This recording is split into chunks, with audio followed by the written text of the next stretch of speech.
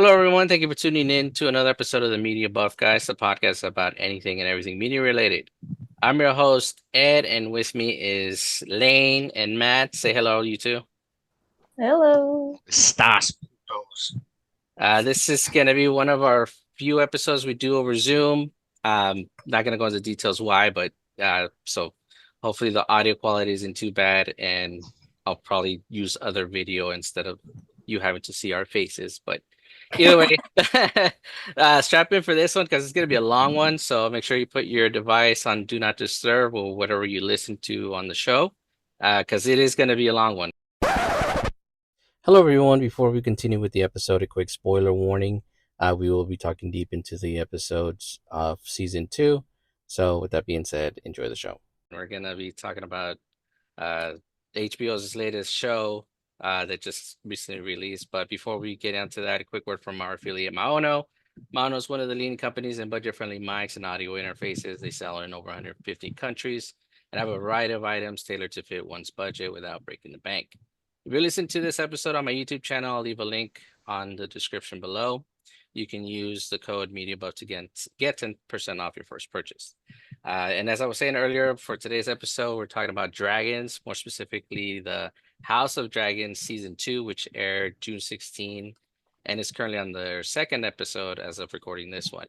They have a new episode every Sunday, so next one will be what, on the 30th? You guys? Yes, I think so. Yes. Yeah, on the 30th.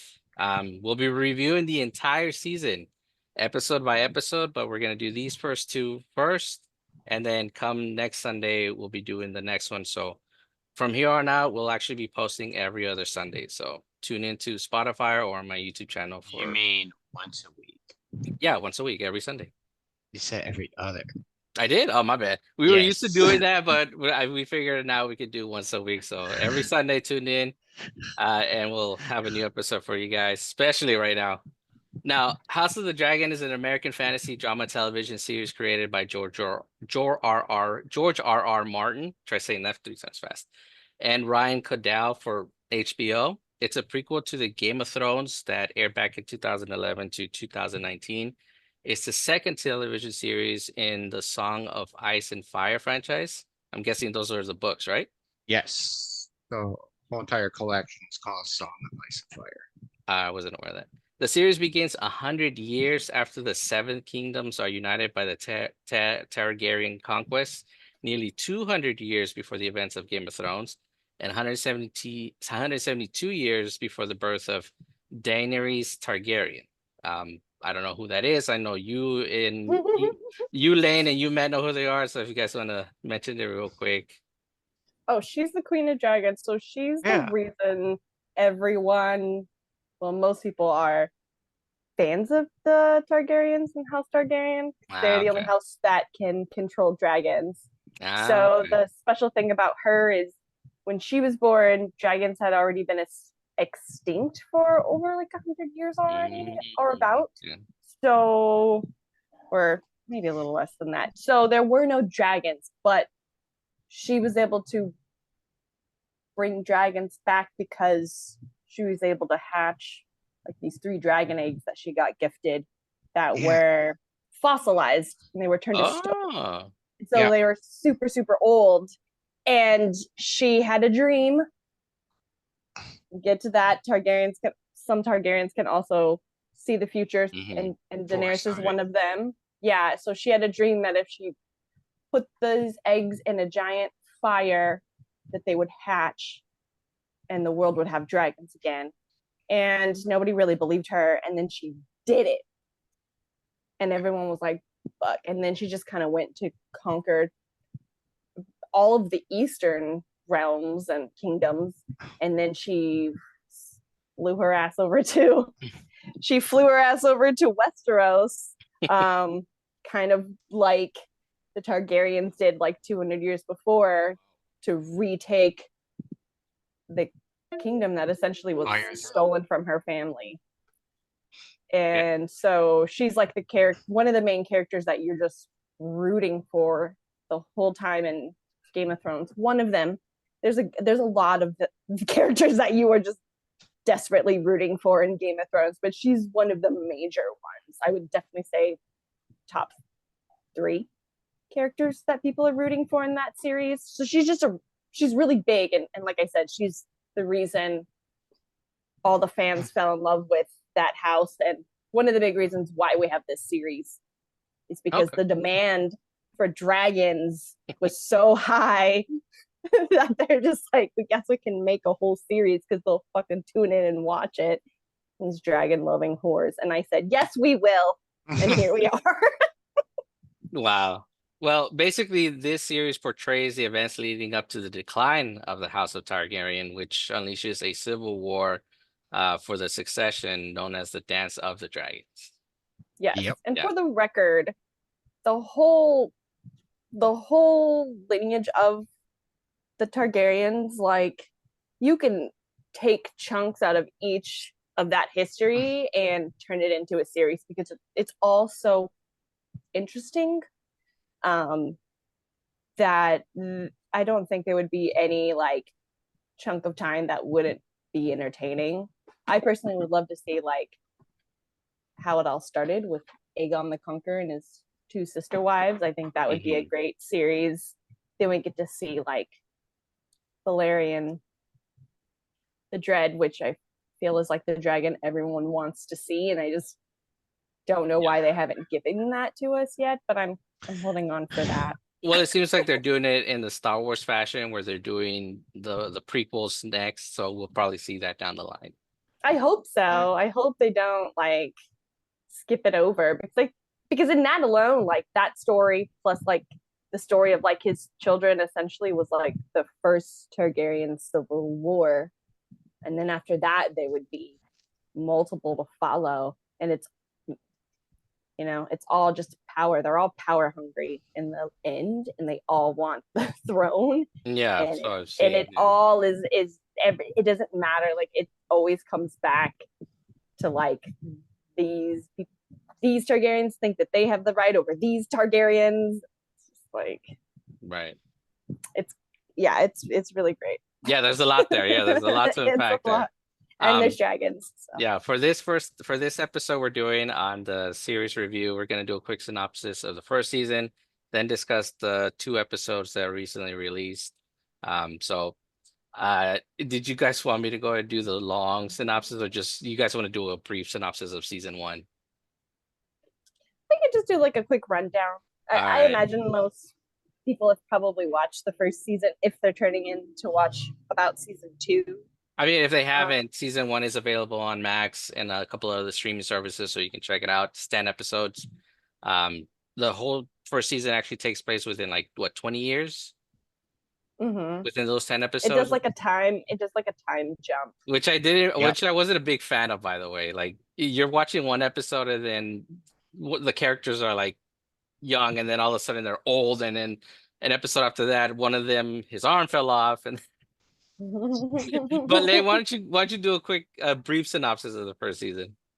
The first season. Alrighty, so the first season starts with Jaehaerys, the old king who, after the first Targaryen civil war, became ruler, and there was during his reign, it was peaceful. Everything was cool. Everyone got along.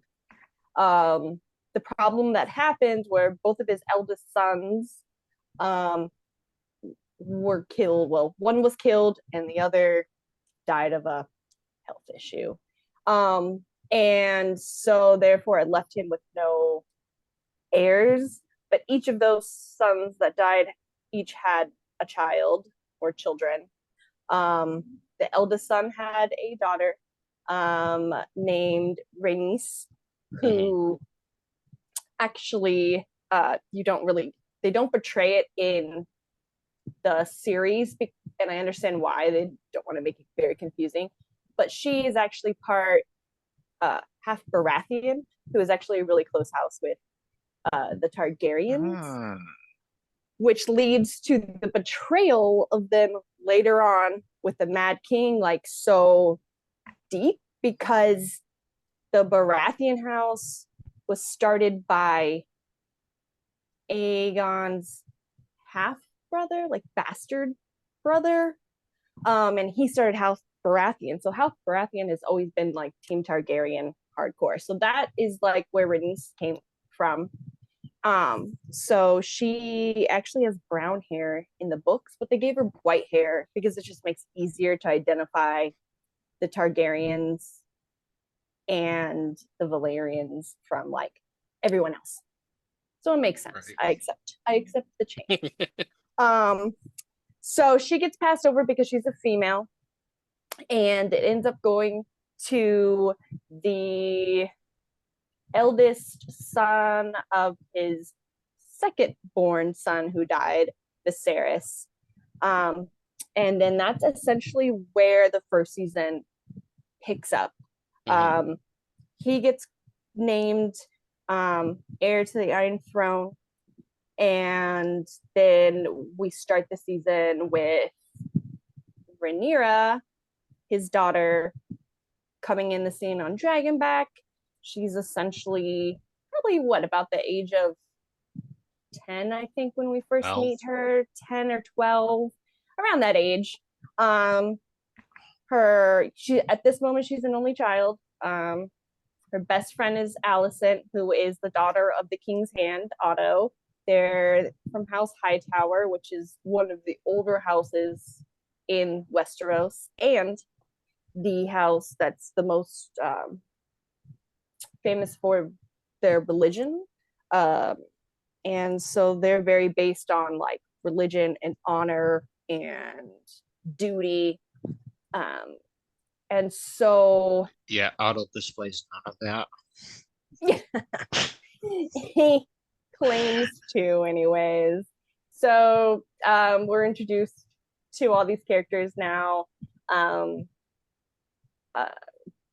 Rhaenyra's mother, Aemma, is about to give birth to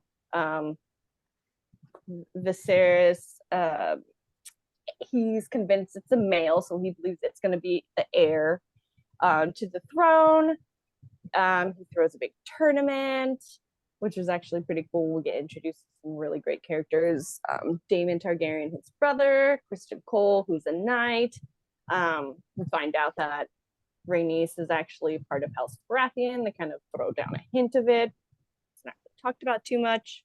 But unfortunately, during all of this, like, Aemma dies in childbirth, and then shortly after, she does have a son, and then the baby dies. So then that just leaves Viserys and Rhaenyra, and instantly, of course, like, you know, the Hand and the council, the royal council, are pushing for Viserys to remarry, and he needs an heir. It's a sign of weakness if he doesn't have a, you know, remarry and make an heir to his throne.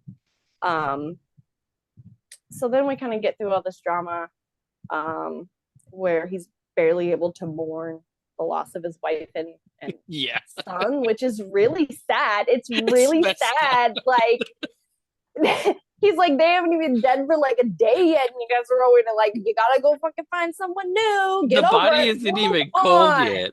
Yeah, like the dragon just burnt the baby. Okay, like let's just hold on a second. Yeah. Well, because that's how the Targaryens like dispose of their dead is by dragon fire, and they cremate them. That's a baby sounds very morbid. I need to explain this. It's cremation by dragon fire is how they dispose of their dead. Not to mention the two dads just whoring out their daughters. They're like 11 and 13-year-old daughters. Yeah. So then, you know, Otto's just like, hey, Alicent, go visit the king in his chambers and read him some stories. Like, you know, like, just so creepy, just planting his like 12-year-old daughter, and it's just terrible. And so then this becomes like a battle of like who now is going to be the next queen, who's going to be the next queen to marry Viserys. And we get different different ideas of recommendations of who Rhaenys has, who is Viserys' cousin.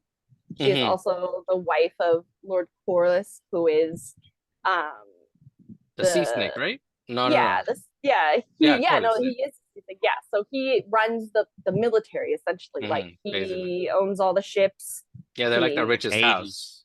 yeah. So he owns pretty much if it's sailing on the waters, he probably owns it. So Yeah. they have a lot of money, they have a lot of power, but it's always been kind of like a thorn in their side that they were passed over for being the heir to the throne. Yeah. When technically it should have been Rhaenys because she was the eldest child of the eldest son of the king. Yeah, the queen that never was. And she already had a son who would be her heir. So she already had a male heir that would have taken the throne after her. So ideally, she would have been the best choice. Was that Targaryen bloodline wasn't her. Yeah, but in Westeros, they don't have female rulers; they have male rulers, and so they just couldn't let that happen. So all the houses voted, and they were like, "Go for the penis," and so they went for the penis. And they did. So, Lord Corlys throws up his daughter. Yeah. So Lord Corlys throws up his daughter as a possible future queen for Viserys. And then, meanwhile, Otto has already planted Alicent in there. So she's there and winning over his favor. And technically, through royalty and blah blah blah, if the king doesn't have an heir but has a brother, then the next brother will be the next king until the king has an heir to take his place. So that's where Daemon comes in. Daemon wants power, and he's definitely power hungry. Oh yeah. And so he does shady stuff. And they're pretty much like, there's no way you can let him be the heir to the Iron Throne because he's insane. A little bit. Like, you have to take someone else. With the yeah. I mean, basically, another Aegon the Conqueror is what they called him. Yeah, you get two kinds of Targaryens. You get like the angry, power-hungry ones, or you get the very like meek, like quiet, sensitive, like ones. And there's rarely anything in between. You either get one or the other. I mean, in my opinion, from what I can tell. I noticed it too. I noticed it, yeah. Like Viserys is like obviously an example of the meeker, nicer Targaryens, and then his brother Daemon is the example of like the more angry, violent. And they're just exactly like two sides of the same coin. What's his name? His son, the second. Aegon the second. Aegon the second. He's a good in between. Yeah, but Aemond, One-Eye Aemond is crazy. So the one with that one eye. Yeah, he's definitely power hungry, crazy.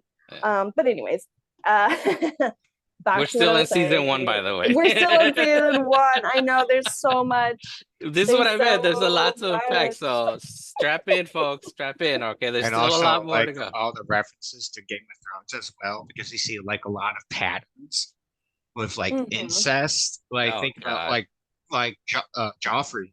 He is the love child of Cersei and Jaime, who are brother and sister Lannister.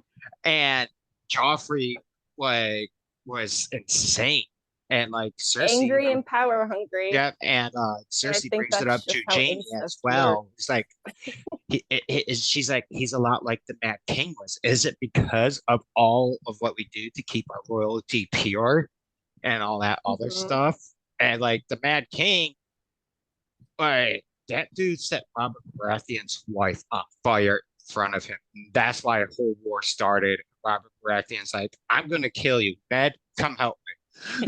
No, like Robert Baratheon's daughter wasn't. She was murdered. His wife and his daughter were murdered by the Mad King.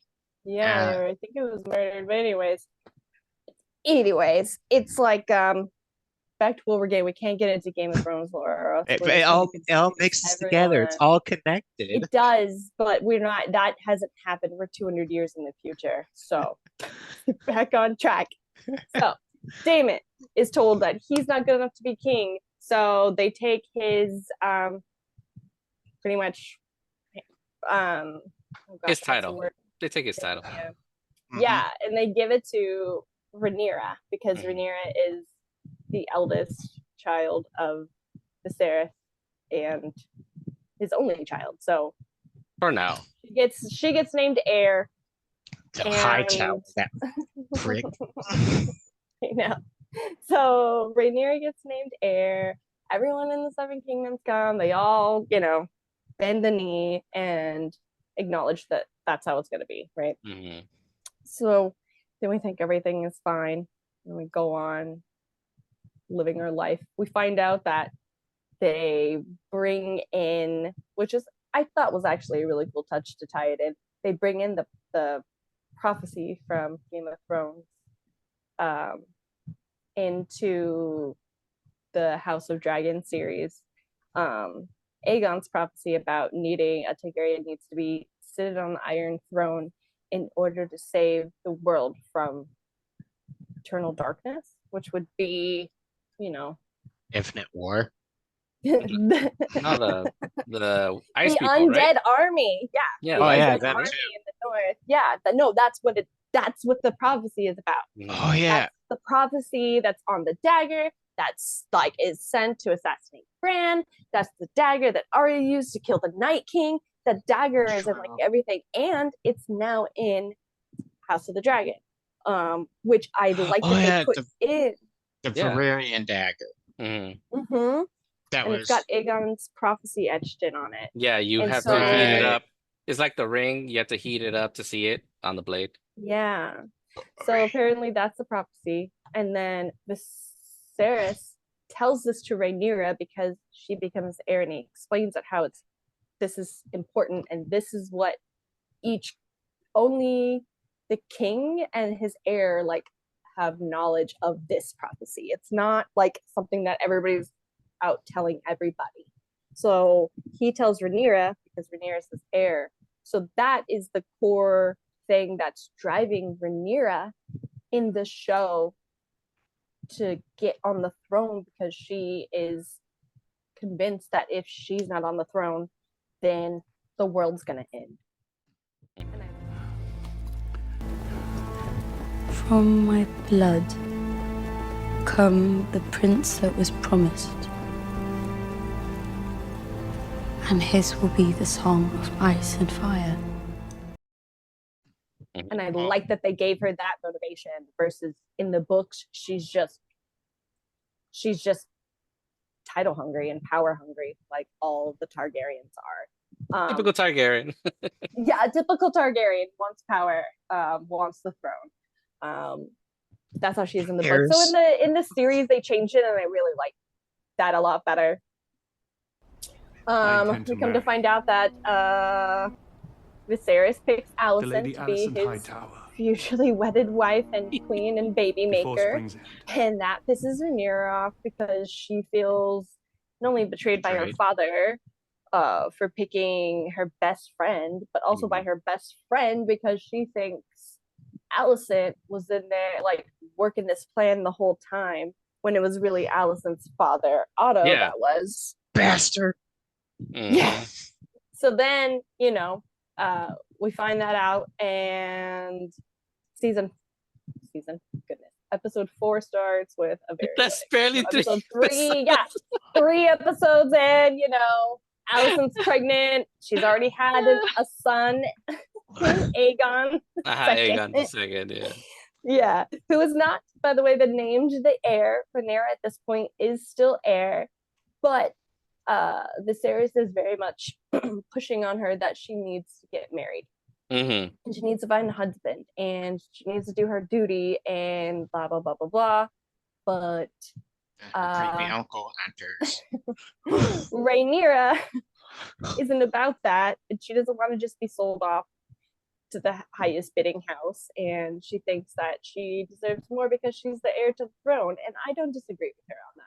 if she's gonna be the queen, like, why is she being treated by just like every other woman from a high house, like married off for some political reason or bargain or whatever to make a deal? You make deals with other houses with like marrying your daughters off. It's just how they did things, and she's just offended that essentially that's kind of what they're trying to do with her. Mm-hmm. Her dad's trying to marry off to the Lannisters. Lannisters. So she's trying to marry her off to the Lannisters, and she's pissed about that. And the episode is a very just Rhaenyra rebelling, and everyone seeing that, even though Viserys has a son and a new wife and an heir, like stuff is still not okay. Rhaenyra is being a pain in the ass and pretty much outright saying that she doesn't want to get married, even though she's supposed to be the queen, and that's just how it's supposed to be. And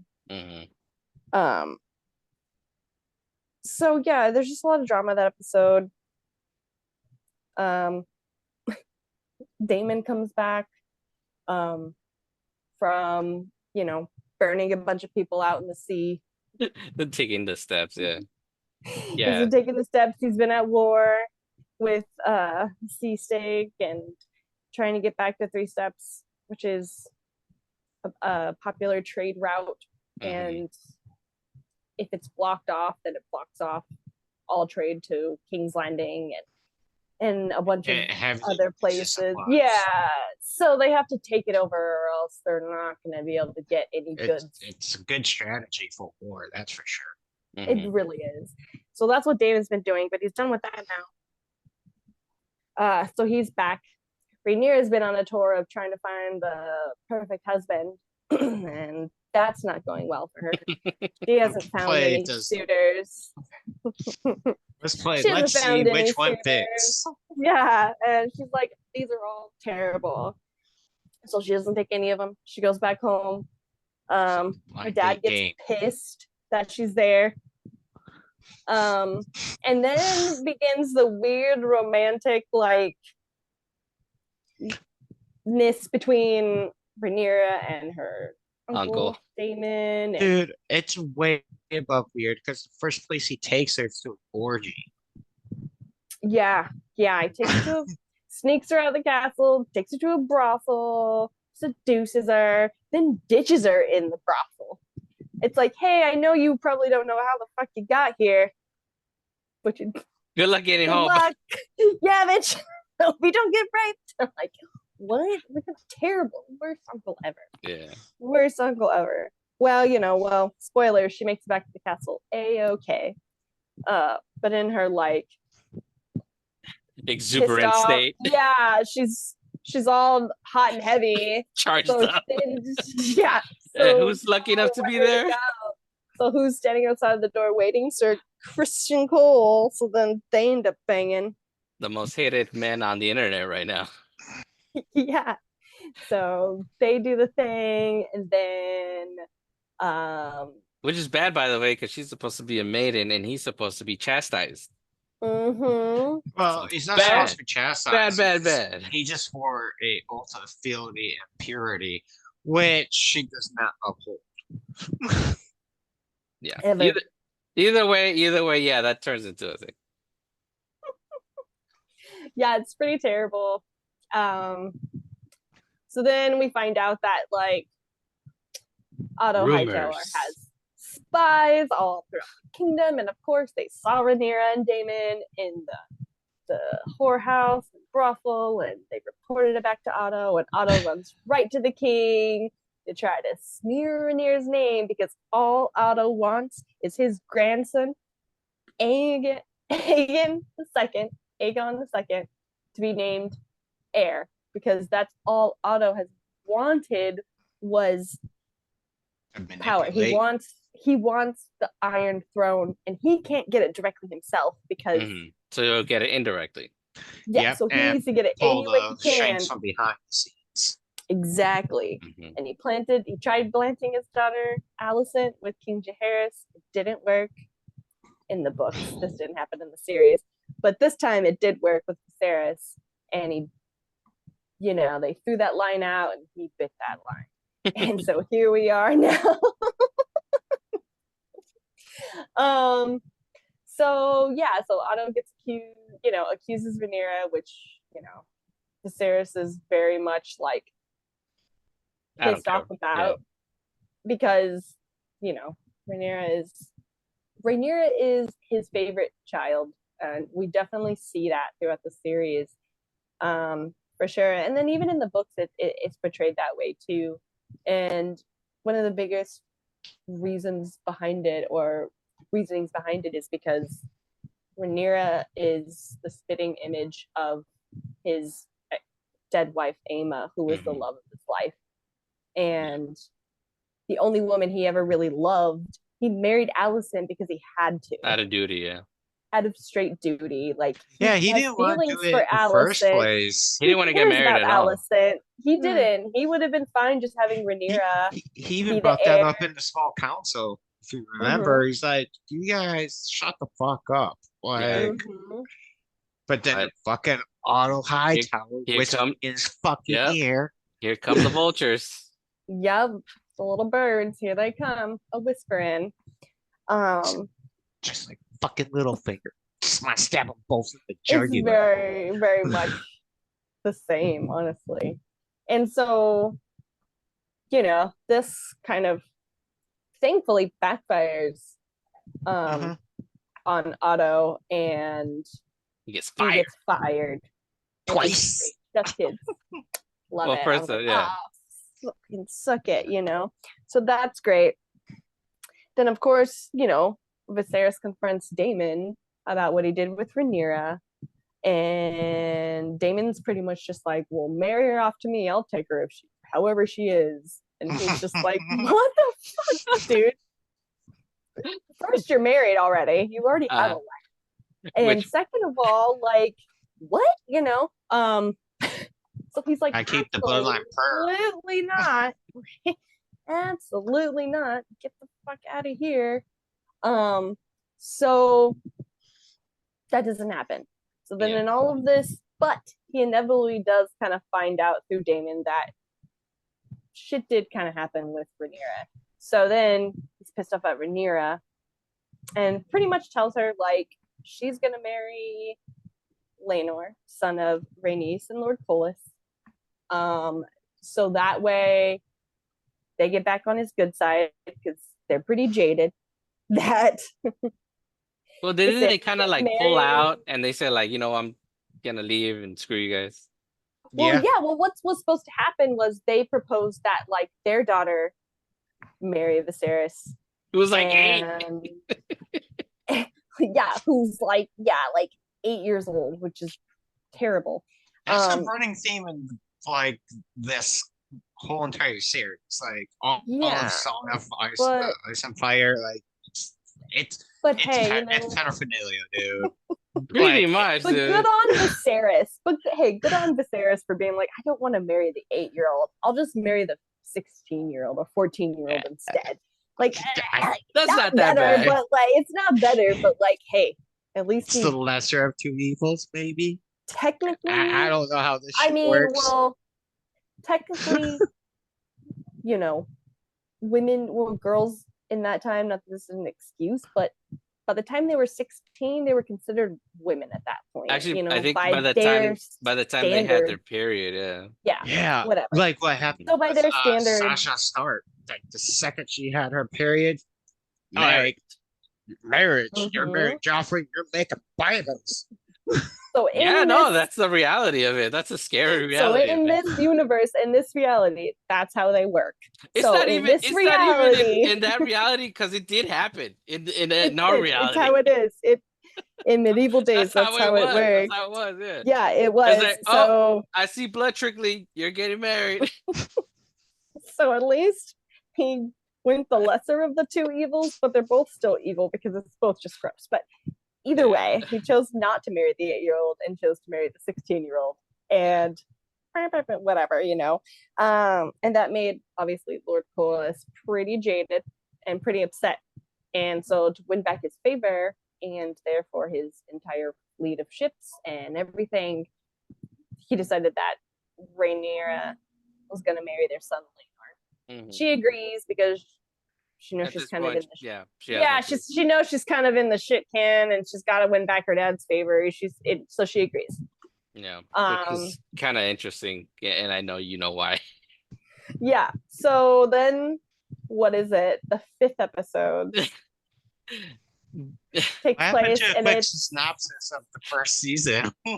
There's no such thing. There's no such thing. There isn't. There's not. There's a lot to unpack. This is why I said this is gonna be a long one, probably our longest episode. So you can also edit half of the shit out that I'm saying. I'm not. That's all crucial. The crazy part is that it's all crucial, so I can't. I'm not complaining. It's just we're like, oh, let's just do a quick synopsis. Episode 5, season 1. Yeah. I just feel. So episode 5, we go. But halfway there. Driftmark, where the sea snake lives.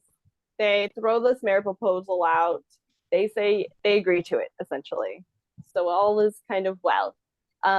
So then Laenor and Rhaenyra have their own little thing going that no one knows about. Their plan. They're gonna get married. Get the throne.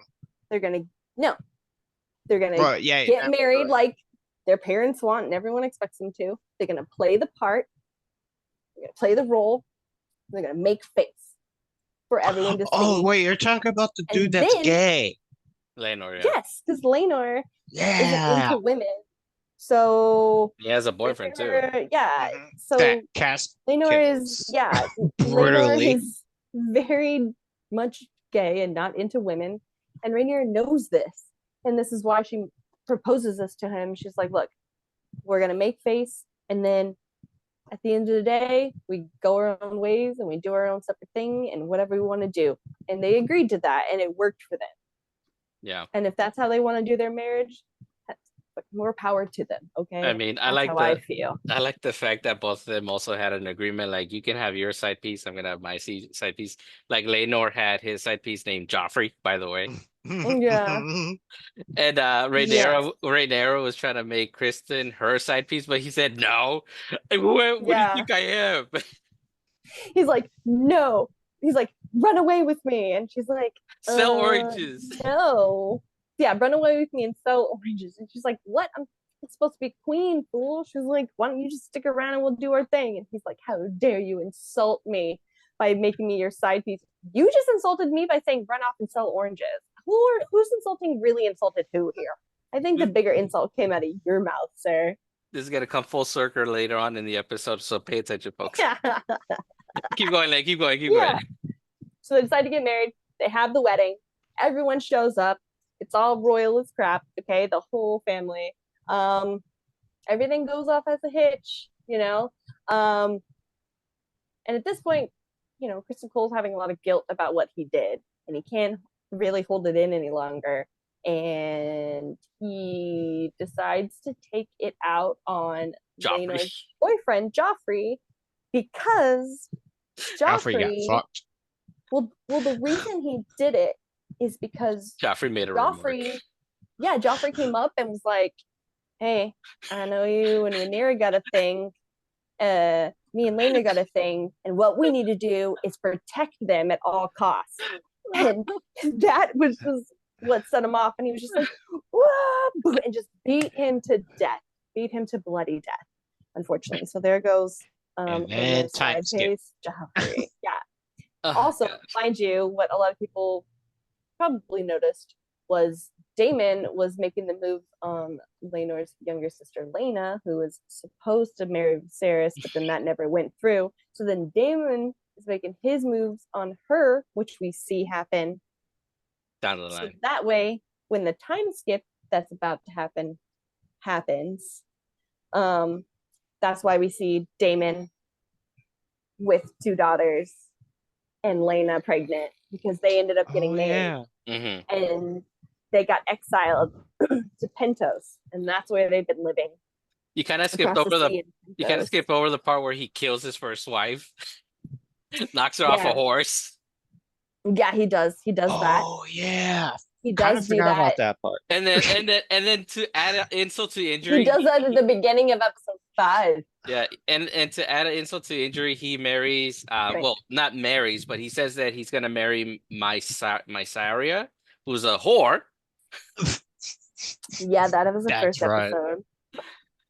And on Steals top a of that, dragonade and and on everything. top of that, yeah, he steals his dead nephew's egg that was gonna be for him, and makes a comment, the king that never was, or the king for a day, or the heir for a day. I forget what it An says. heir for he was the heir And for a I was day. like, damn, that is Yeah. fucked up. Yeah. So Damon is like an ass. He's like total douche. They're all terrible. But Yeah. So, but yeah. So, anyways, we do a time jump. he was. But, like I was pissed at Damien for a while until he beheaded that one dude. Remember, they're all just standing there, and that one dude's just talking constant shit. Like, no, he was like untouchable, and Damon's just like, "Yeah, taste my sword, bitch." Yeah, you're also jumping ahead. Yeah, you're jumping ahead, man. You are. So, anyways, we do a time skip, and now it's about 10 years after the wedding of Rhaenyra and Laenor. And we find out that Rhaenyra is giving birth to third child, son, who is her third son, by Laenor. Apparently, because that's just the game we're playing. And heavy air quotes. Yeah. And by this time, I mean, Rhaenyra is still living in the Red Keep in the castle. Alicent is still has turned into the biggest raging bitch ever because of Sir Christian Cole spilling the beans that it was actually like him and Rhaenyra that fooled around, and not Rhaenyra and Daemon, which kind of everyone was thinking it was. But then he actually told Alicent, so then Alicent gets super butthurt because Rhaenyra lied to her. And that's how their feud starts. Friendship over. Friendship is over. You lied to me. Our BFF code broken. Not to mention power of friendship here.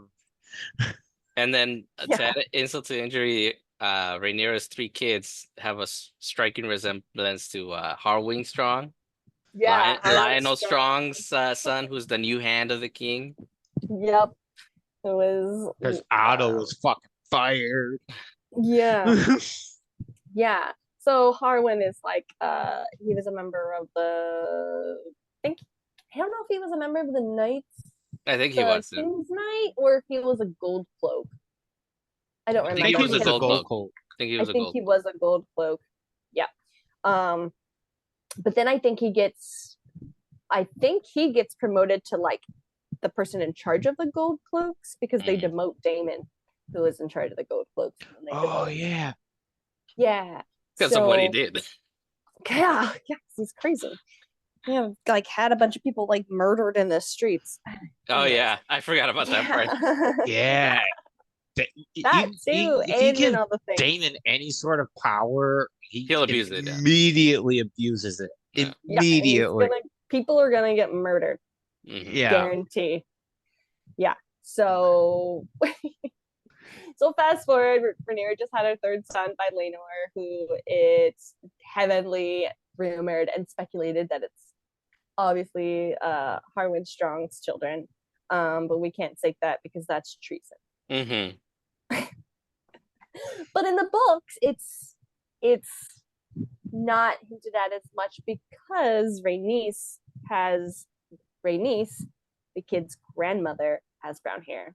So in the books, it's not because they have brown hair that makes it. It's just because of how they physically look, like their facial features look like Harwin Strong. Yeah. Well, also in the books, you get like paragraphs where they can explain how the character looks and they can give better explanation of what's going on versus visual. I mean, I don't care. I mean, obviously they changed Rhaenys's hair color from That's brown just to help with white. visual distinction. Exactly. And also just to make it easier to keep track of. And because it's going to be something that's going to be brought up constantly. The bastard word is brought up all the time by Alicent and all of her fucking kids and all of everyone on their team. They use that word a lot. But the reason why the three children of Rhaenyra all have dragons is because Viserys ordered dragon eggs to be put in their cribs with them, because if they are bastards, the dragon eggs won't hatch. But if they're not bastards, then the dragon eggs will hatch. And it was Viserys' way of trying to shut everybody up, which they left out in the books. They didn't, I mean, they left out of the series, but that was like super hinted in the books that was why they had dragon eggs. Well, in the show, you can kind of see the kids have some trouble taming their dragons. Yeah, but everybody kind of has trouble taming their dragons at first. Like, the dragons just don't come out, and they're wild animals, you know what I mean? Like, they're bonded, but you have to learn how to communicate with them. You have to learn their commands. You have to learn, what to say and how to interact with them, I think, is really what all of that comes to. You have to learn to fly on them and all of that stuff. So I think that is just more of just what everybody has to do to get control of their dragon, I feel. I mean, if you've seen Game of Thrones, like, Daenerys didn't just fucking have control over those dragons. They didn't listen to her at all. Like, they didn't listen to anything she was saying for most of it anyways. So yeah, I don't know. I always like to keep that in the back of my mind, to just feel like they're not, I mean, they are, but it's only ever like really hinted in the books that they are. Like, it's not thrown in your face like it is in the series. Well, at the end of the day, they still have Targaryen blood because of Rhaenyra. So essentially, that's what we come back. Like, Rhaenyra has 3 sons. They're between the ages of newborn and 10. And then Alicent has 3 children that we know of, 2 boys and then a girl, Helena. So we have Aegon II, Aemond, and Helena, which are Viserys' 3 children with Alicent. There's a 4th one. We haven't met him yet. They haven't mentioned him, but he's there. Anyways, all the kids are training to be squires and all of that stuff, and they're just pitted against each other constantly, these kids. Especially between Kristen and what's his name? Yeah, but it's Alicent's kids run around wearing green, and then Rhaenyra's kids run around wearing the traditional Targaryen black and red, and so they're just divided, and these kids are divided, and Alicent and Otto. Yeah, Alicent and Otto shit on Rhaenyra and her kids the whole time, and they just put all this negativity in. And it festers within the children. Yeah, like, these kids hate each other because the adults hate each other. Yeah. And it's up. So these kids start fighting, they're always fighting with each other, they're always bickering, they're always teasing each other. Let's see. Yeah, which leads to a squabble between Aemon and Daemon. Yeah, it does. So right now, I think, who has dragons? Aegon II has a dragon. Aemon has no dragon. So he gets teased for that. And then Luke, the firstborn of Rhaenyra, has a dragon. And then Jacaerys, the secondborn, also has a dragon. And then I think Helena, she adopts a dragon. She doesn't hatch an egg. She just adopts one that's left down in the dragon pit. Yeah. So, poor Aemon gets teased and tortured by all the kids because he doesn't have a dragon. So it's just, they're always just going at each other like all the time, and it's just always the adults just putting them against each other, and the belief that like if you have a dragon you're better than if you don't have a dragon. It's all these weird things, and I just feel very bad for these children because they all grow up to be jerks, half of them. So Pretty much. yeah, and then we see Damon and Lena over in Pentos. Lena unfortunately dies in childbirth like Rhaenyra's mom did, and that's when everybody comes together at Driftmark for her funeral. She has a big funeral. All the greens come, the blacks come, everyone's there. They're at the funeral.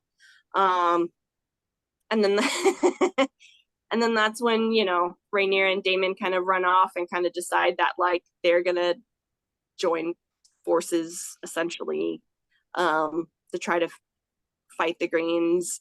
And then the kids end up getting into yet another squabble over a dragon. Yeah, Vagar, I think. Vagar, yeah, because Vagar was Lena's dragon. Then she died. Then it became She actually went up pretty badass, by the way. Yeah, she did. She sure did. In the books, like I don't know if she went out like that, but I think she didn't go out like that. In the book, she just like died in bed or something like that. But no, this one she said like I'm gonna have my dragon do me. Yeah, so she goes out like a badass, so I appreciate her a lot. And I think it's Lex Luceric that takes out Daemon's eye or Aemon's eye. It's Jace. It's Jacaerys. It's the Jacaerys, second little kid. Yeah. So they all get into a fight with Aemon, who steals the dragon and claims Vagar. And then of course, like the twins, Bela and Rhaena, get upset because that was their mom's dragon. So then Aemon starts like attacking them, and then Jake and Luke come in, and one of them pulls out a knife and take out of that, yeah. I know the fact that they put it. Children are fighting, and then one of them pulls out a knife. It's wild. But Jace pulls out a knife, cuts Aemon on the eye, loses an eye. Well, that's why he ends up being one-eyed, and then that starts a huge feud, even more of a feud between, Rhaenyra and Alicent. Oh yeah, you see them go at it right in that episode. They do go at it pretty bad in that episode. Like, bitch, I told you. You touched my baby boy. Yeah. So then, and then eventually Rhaenyra, Daemon, and Laenor come to this agreement that, like, we're gonna fake Laenor's death. That way he can run off with his boyfriend and live his gay fantasy life that he's not allowed to have. And then that way Rhaenyra will be widowed, and then she will be able to marry Daemon, and then the two of them can team up against the Greens, which consist of Alicent, Otto Hightower, Christian Cole, Alicent's kids, and small council. The small council that's all behind them. Was it because they want Aegon? And foot fetish guy. Oh. Yeah, exactly. Don't remind me of that guy. He's a key player, though. No, I've noticed. He's their Loki. He's one of the more likable characters that are have a bunch of spies and a bunch of things, because he never overplays his hand, and B, he always seems to understand his position. Unlike Otto or even Littlefinger, they're always both talking about how much better they are and how much smarter they are, but they're always steps behind everyone else. Yeah. No, I mean, his conniving is good, but he's still not likable. I don't like him. Well, but then again, I don't really like anybody in the series. Keep going, Lane. We're almost there. We're like, what, episode 8? We're like episode 8. 2 more to go. Hang in there, folks. Hang in there with us. We're almost there. So, that whole works out. Laenor is murdered. Rhaena and Daemon fly off to Dragonstone and have a marriage. all while yeah. Woo! All the while, Viserys is just on Dying, his deathbed. He is just falling getting apart. worse. Literally, like his Literally face falling is half apart. eaten. Arm is gone, face is half gone. He's the Phantom of the Opera. Yes. So Rhaenyra ends up moving to Dragonstone with Daemon, and they set up residency there. And that's where they are until they get like a letter pretty much saying that like Viserys is about to die and you need to come back and say goodbye. They go back. They go back. You know, Viserys is pretty much out of his flipping mind at this point because he's just so far gone. He's so many drugs for pain and he's rarely ever seen on the throne anymore. He's mostly he's bedridden most of the time. And Rhaenyra comes back and pretty much tells like Viserys, like, look, if you want me to be the one on the throne, if you want me to fulfill your legacy and the prophecy that you told me about, like, you need to fight for me. Like, you really need to back me up because these Gotta help me, Dad. Yeah, the Greens are coming for me, and they are not going to like go let me have this without your support. And so Viserys pretty much does that. This is when you know, Lord Corlys's brother steps in and starts saying that he should be the heir to Driftmark because Jace was heir to Driftmark, and he's like, Jace is a bastard. And then that's when Daemon cuts his head off, that which you were talking about. You know, finally made it there. Yeah. Kills him, whatever. Ends that. Yeah, Here's your claim. so pretty much, yeah. So well, actually, the scene was he was like telling Viserys like, oh, you know, these kids are legitimate one. I like, and then Viserys gets like, I want his tongue, and then Daemon goes like, he can keep his tongue, but I'm taking his head. Yeah. But everyone just kind of stood there like, oh, what do we do? Do we actually kill him? And he was just talking all kinds of shit. He's like, your kids ain't shit. Your kids ain't shit. Your kids ain't shit. And Daemon's like, Damien's like, well, I'll just take you out of the equation. There's no heir for you. There you go. There's no claim.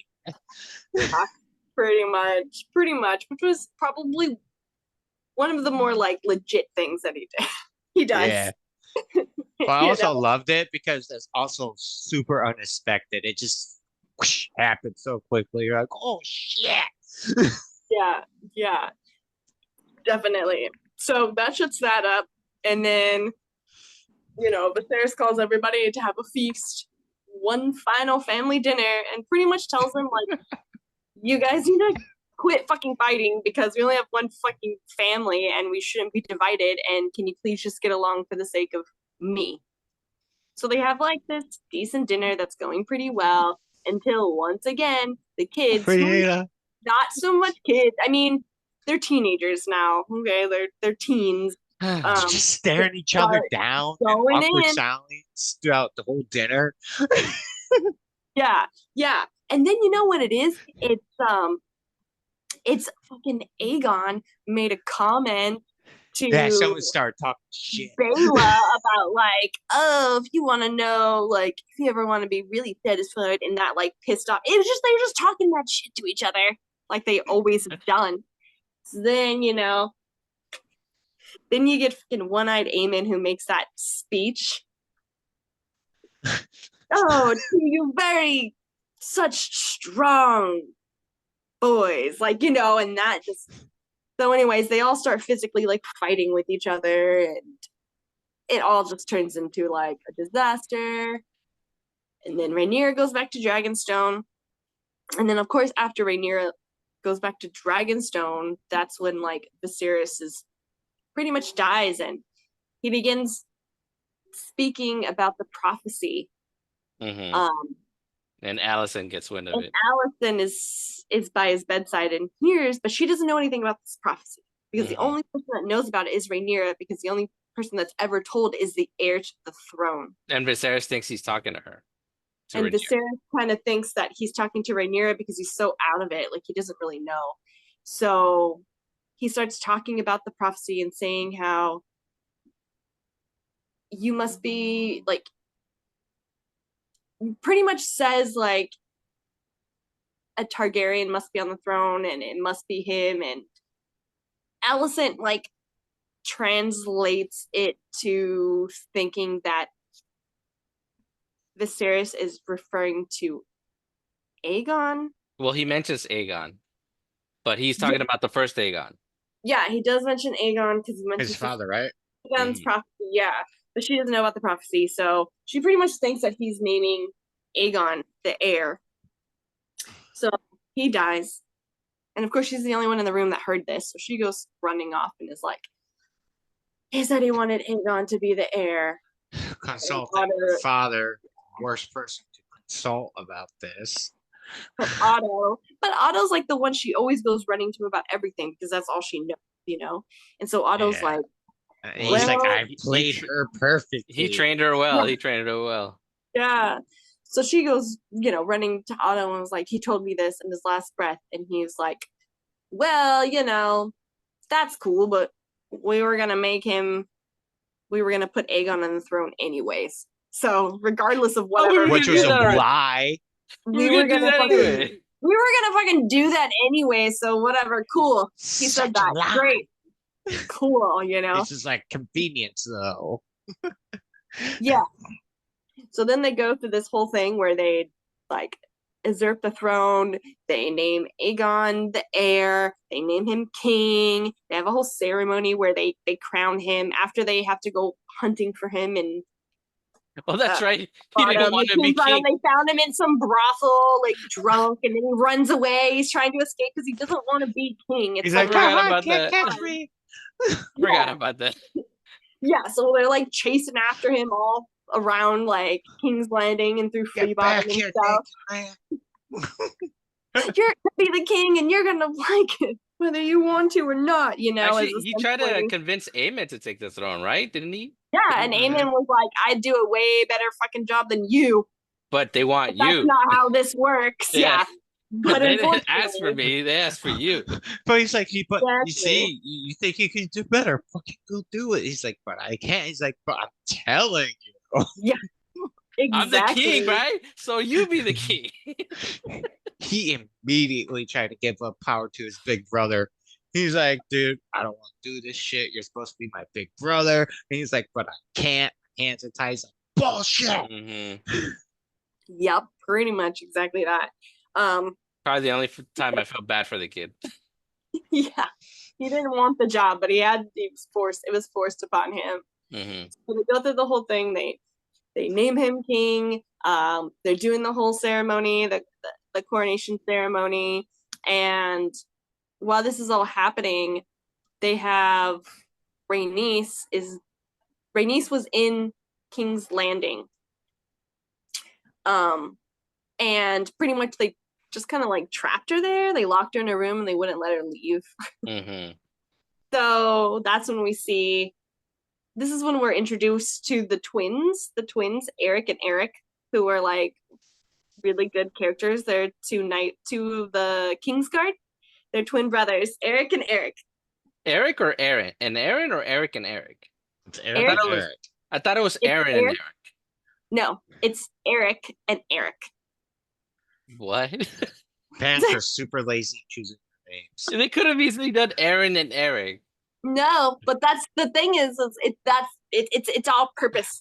It's all on purpose. Like Eric and Eric. It's just for the confusion act, So anyways, I'm Eric. He's Eric. No. Yeah. I'm Eric. I'm Eric with an A, and he's Eric with an E. Essentially. Okay. See, that I didn't know. Yeah. So, So that's what it is. So Eric strikes again. It was Eric. No, it was Eric. Yeah. So, Eric with an A comes and rescues Rhaenys, who's trapped because he is against everything that they're doing. The usurpation of the throne, crowning Aegon II as king, because that's not what the king wanted, and that's not how this is supposed to go.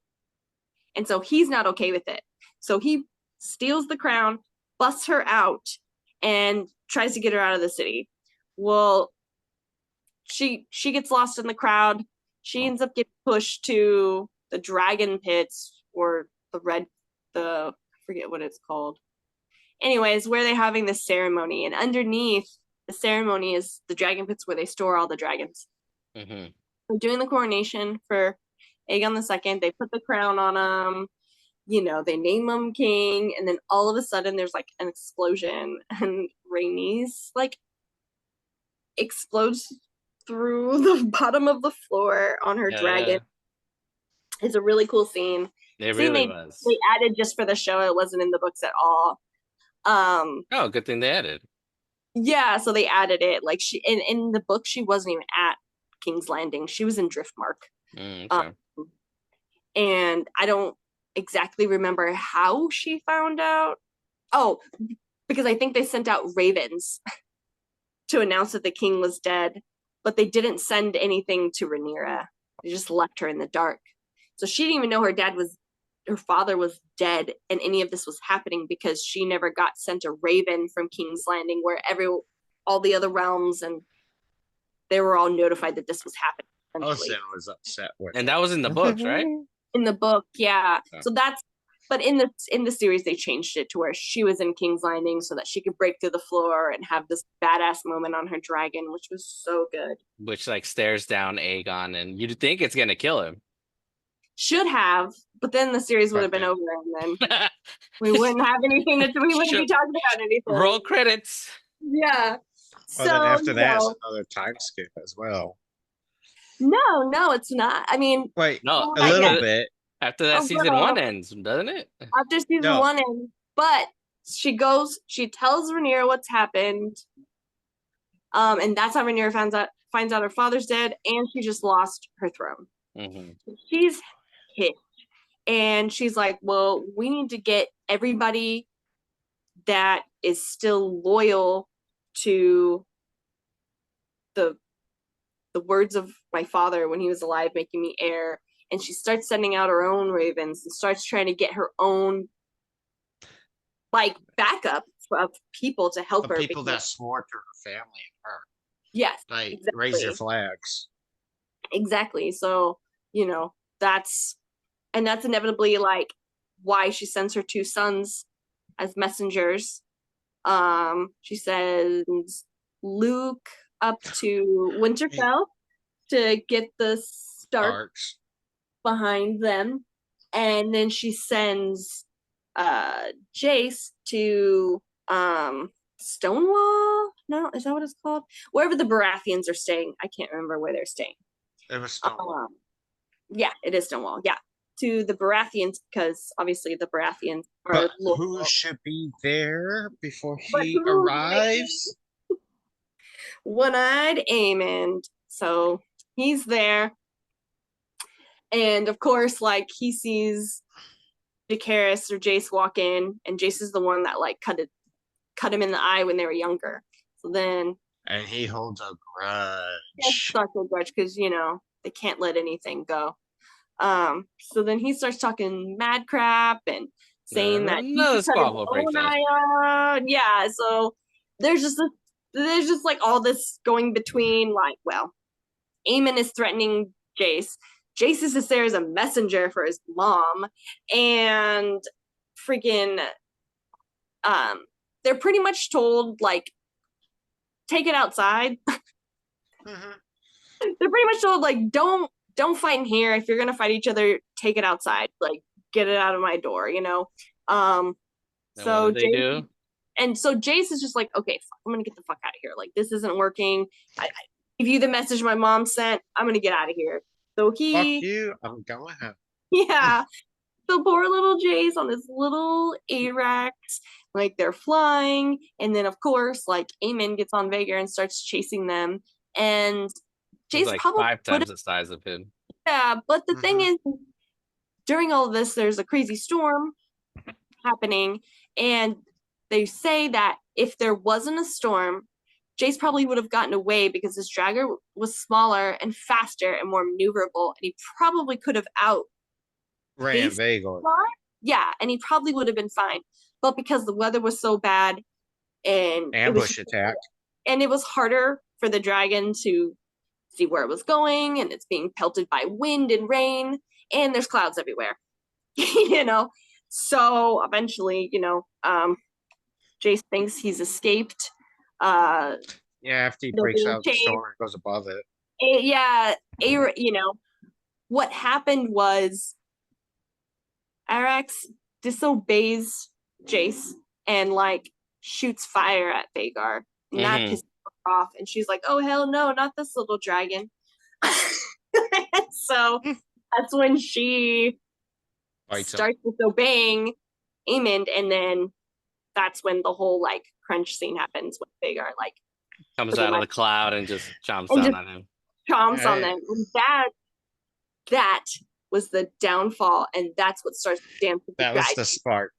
Because I don't think that Rhaenyra would be coming in as hot as she is if her son wasn't murdered. Oh yeah. Also, that's also like when we got one of the best scenes too, is with that inaudible scream at the end. And it's just, the war. Messenger, you're not supposed to kill the messenger either. Like that's the rule, and they did that. So not only did they murder her son, but then they killed the messenger, and that's a bad thing too. So it's ill in art. But anyway, so that's essentially what starts the Dance of the Dragons. There's a few things that I missed and I left out. No, but it's okay. I mean, that's the gist of it. And again, there's a lot to unpack. I mean, not only does Rhaenyra lose her son, but she also was pregnant, and the news of her losing her crown and her father dying made her have a miscarriage. So she had a miscarriage, and then a couple of days later, her son gets murdered. So she loses like 2 children in like the span of a week.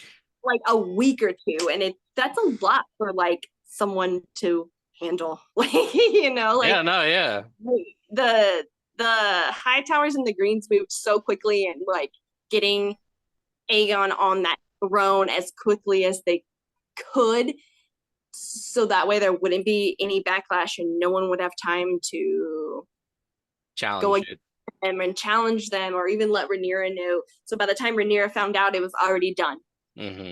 So that's how that's season 1. That took like an hour and a half. Now we're gonna talk about the first 2 episodes. The first 2 episodes. Sit tight for another hour and a half. I was really just trying to make sure I caught all the key points. So that you did great. You did great. I was actually following along with that synopsis I had written down. I'm like, okay, she checked that one out. Okay, you forgot like one thing, so I'm like, oh yeah, you forgot this one, but no, you checked everything out, everything crucial in the first season, which was top notch right there. And that was just off memory. I didn't have any of that written down. No, yeah, that's like. And when was the last time you watched season 1? And re-listening to the book and like everything. So yeah, I mean, like there's a lot of stuff I skipped over that the show has, but like I would hope that everyone has seen the first season. Yeah. And if you haven't, now you can kind of go watch it and get the full picture.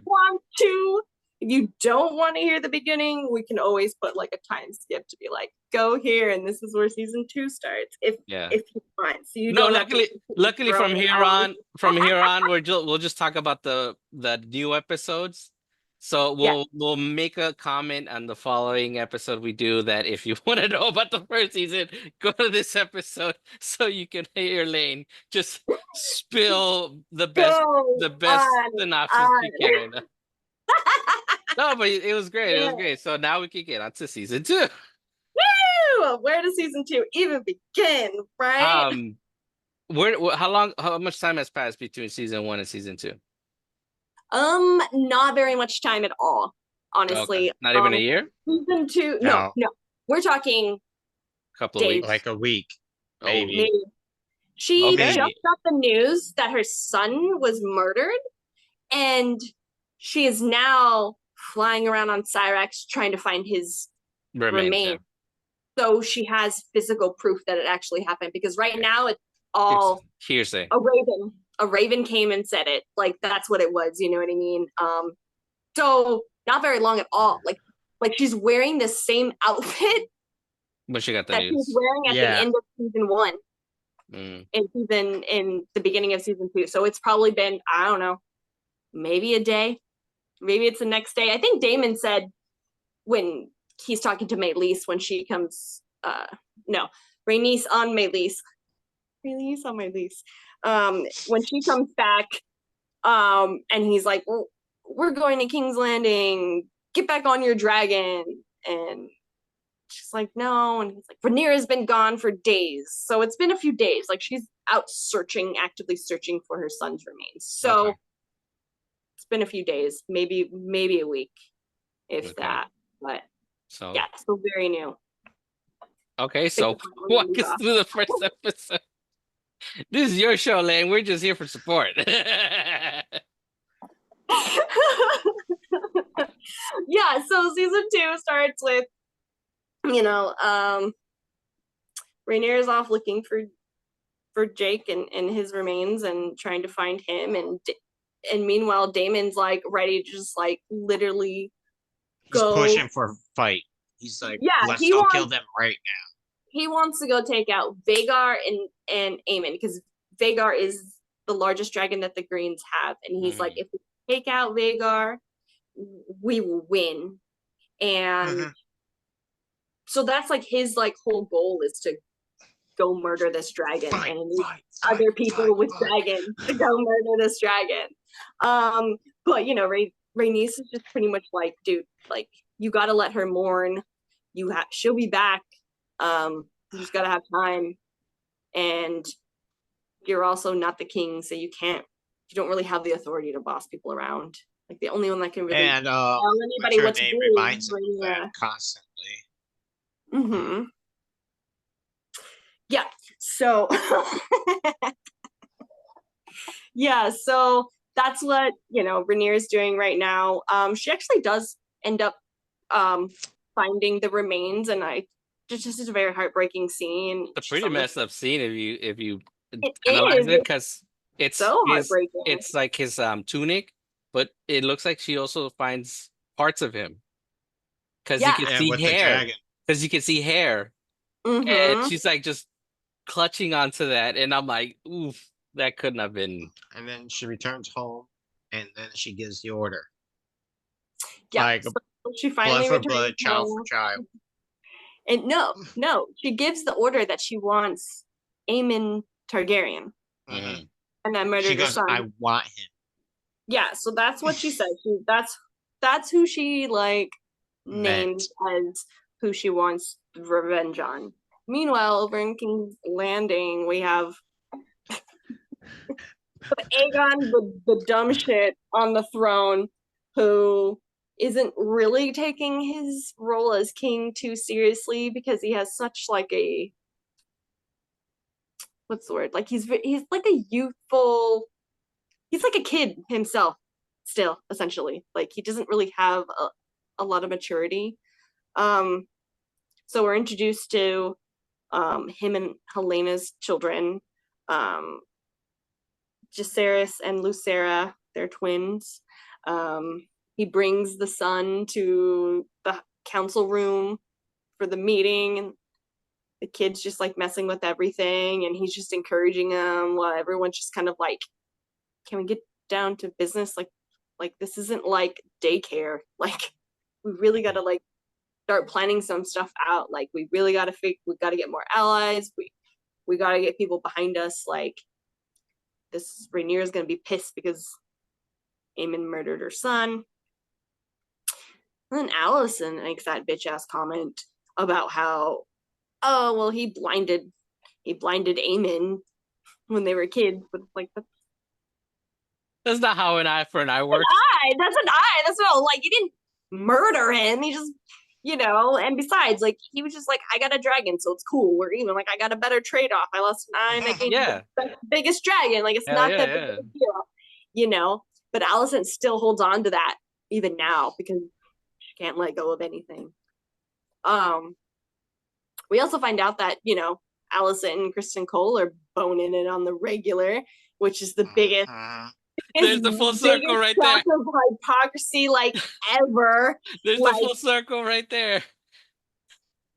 Yeah, that's the whole thing. Like, Allison turned on Rhaenyra, and Kristen turned on Rhaenyra because Rhaenyra banged Christian, and then now, like, they're banging it out, and it doesn't make any sense. So you don't want to be my side piece, but you're okay being her side piece? Yeah, that's nice. Yeah, right? And I just like the fact that they show one scene where, he's pleasuring her and she tells him, like, we can't do this again. Yeah, we can't do this again. But then it'll never happen again and again and again. But as the episode progresses, I mean, keep going, like. Yeah. So the beginning episode is there's a lot of talking. There's not very much action in it, honestly, except for when we get to the end. And that's 15 minutes of, like, intenseness. Yeah. But that was really good build up. Yeah, so the first episode, we're kind of getting a visual of how Otto is ruling the kingdom through Aegon. And how Aegon really doesn't know what he's doing. He's doing that thing where the king sits on the throne, bring in the small people with their complaints, and instead of aid them. Yeah, instead of, like, answering the way instead of answering how he usually should be, he's just being way too generous with everything. Mm-hmm. And of course, then we have Otto come in and just being like, that's not how you're supposed to do it. Or do it like this for this. He's not very subtle about it, though. No, he's not. He's a dick. He just says it, like, straight out, like, right in front of everyone, like, can't really do that, So in a way, it's kind of like he's undermining him. Yeah, so Aemon's kind of trying to be, like, a decent ruler and do good what he thinks is good for people, but then Otto's over here just undermining everything he's saying. We're introduced to Hugh Hammer, who is the blacksmith that asks who's building, like, the scorpions, the big giant scorpions, the dragon killing scorpions. On the wall, all along the wall of the Red Keep is, like, their defense.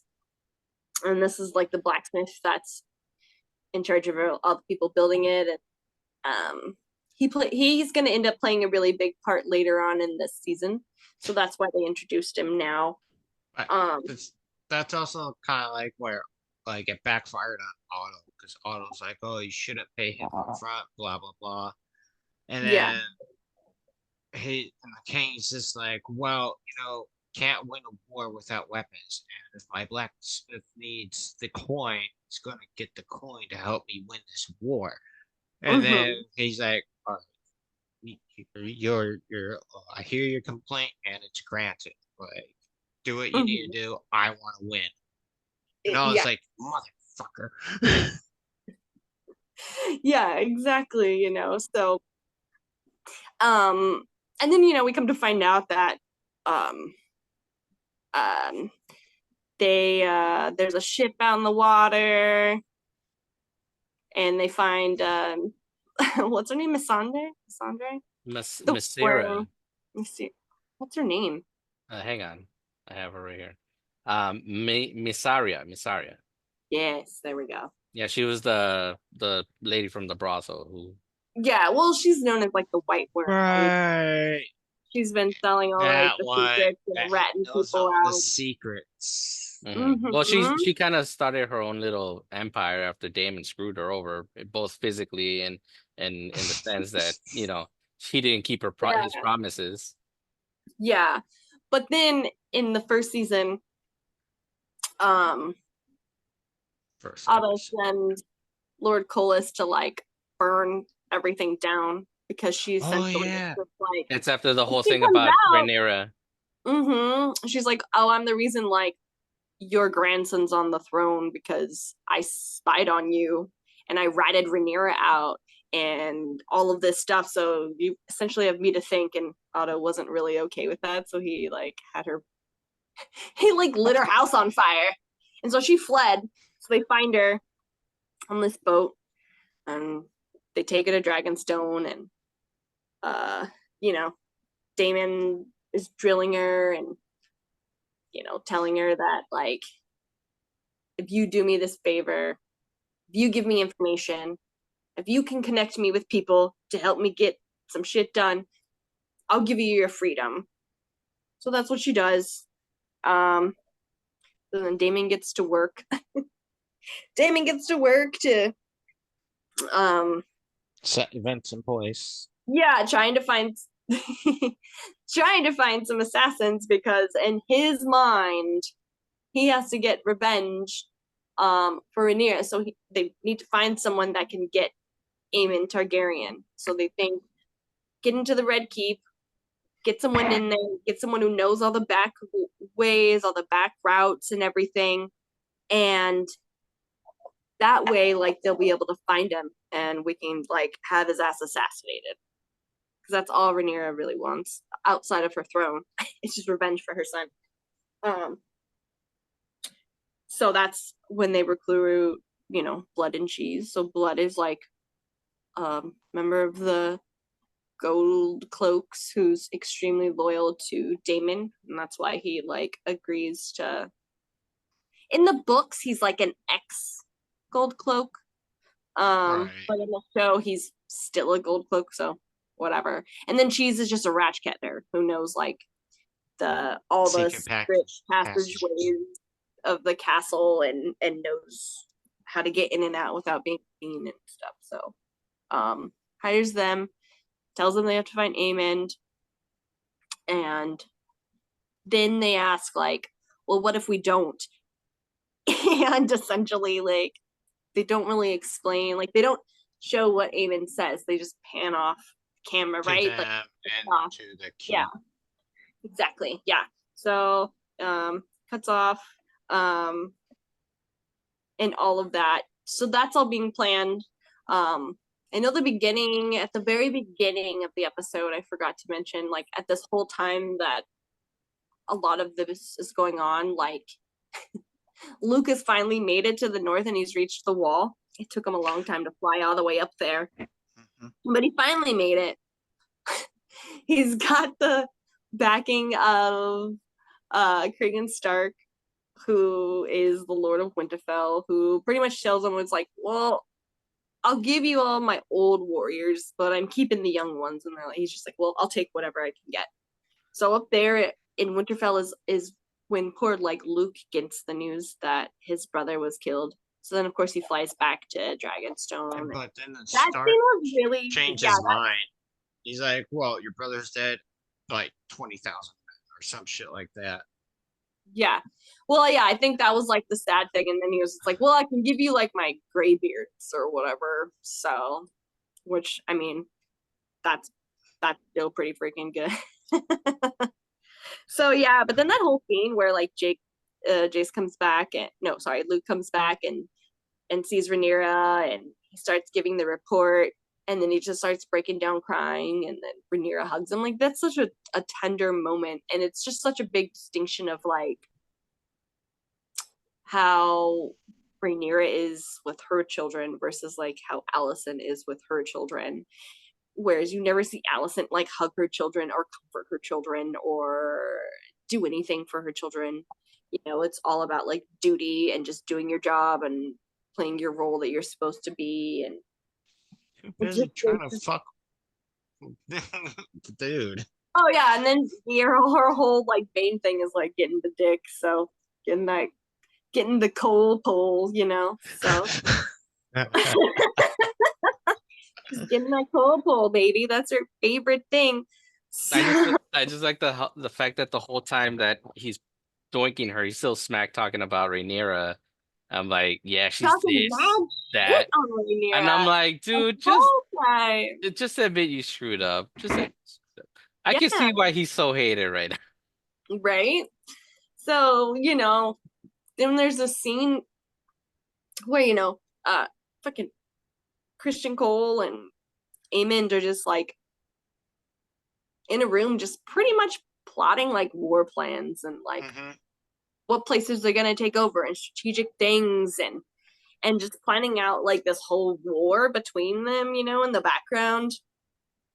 And Otto finds out and kind of comes in and is like, you guys can't really be doing this. Like, Well, the reason Otto comes in is because he saw that they hung all the rat catchers.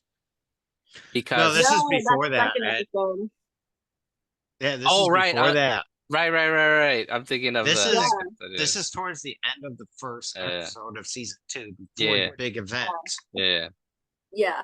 So like I said, most of like the first episode is just kind of setting up the moods and like the vibe of everyone.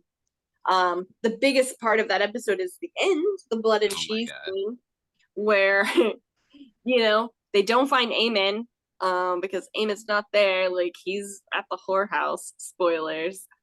So that's where he was. And that's why he wasn't in the room. They actually get to the right room that he and Christian Cole were in, but he's not there. So then they're just like, fuck, what do we do?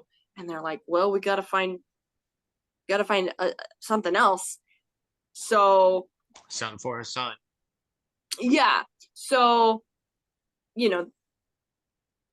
when Blood is like kind of looking around to see like what are the things, that's when he runs into Cheese, who has found Helena in her room. Has her at knife point. And has her at knife point, and pretty much is just like the heir to the throne, which is Helena and Aegon's children. So they decide that's what they're gonna do because they can't find Aemond. It's brutal. It's a brutal scene. Yeah, I did not like that scene. No, it's even worse. Well, they didn't really. Yeah, they didn't show it as bad in the show. I mean, they toned it down for the show. Yeah, like by a lot. It's very graphic in the book. No, wow. Either way, it's not a good scene. Yeah. They decapitate a 5-year-old in his sleep. No, they wake him up and then stab him and then decapitate him. Yeah. Yeah. It's still bad. In the books, it's worse because there's like a second kid. There's like a younger brother.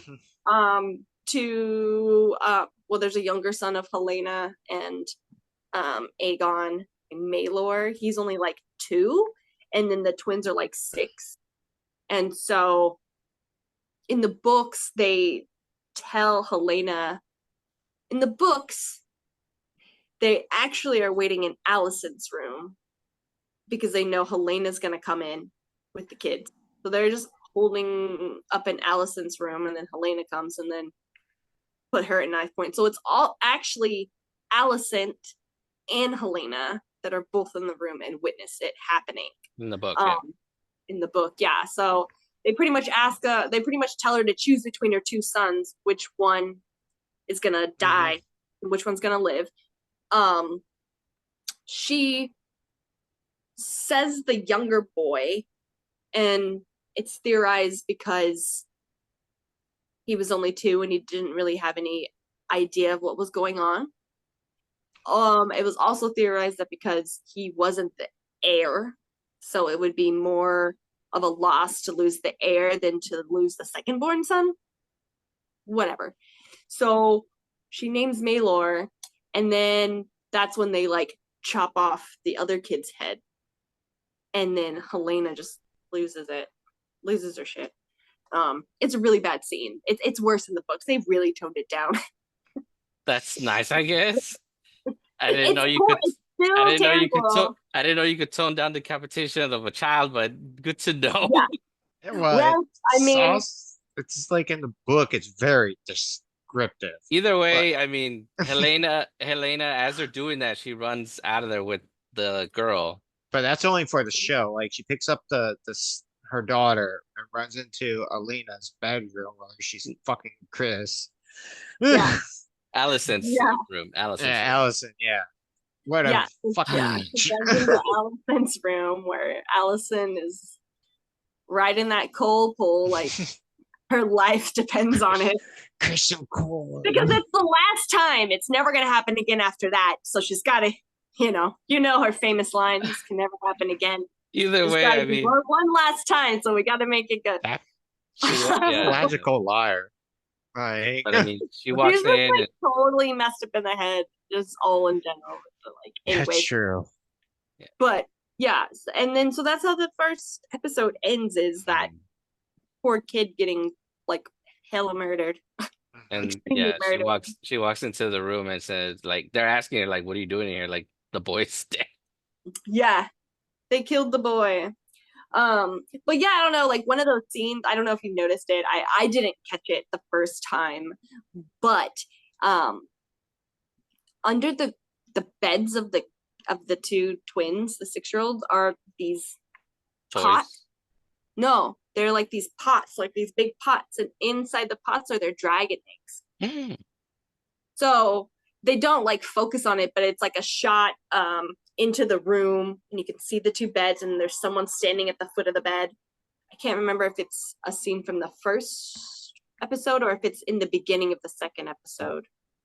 But yeah, but you can see like each of the kids have dragon eggs under their beds that have yet to hatch. So I thought that was a super interesting thing that I didn't catch the first time I watched it. I caught it the second time.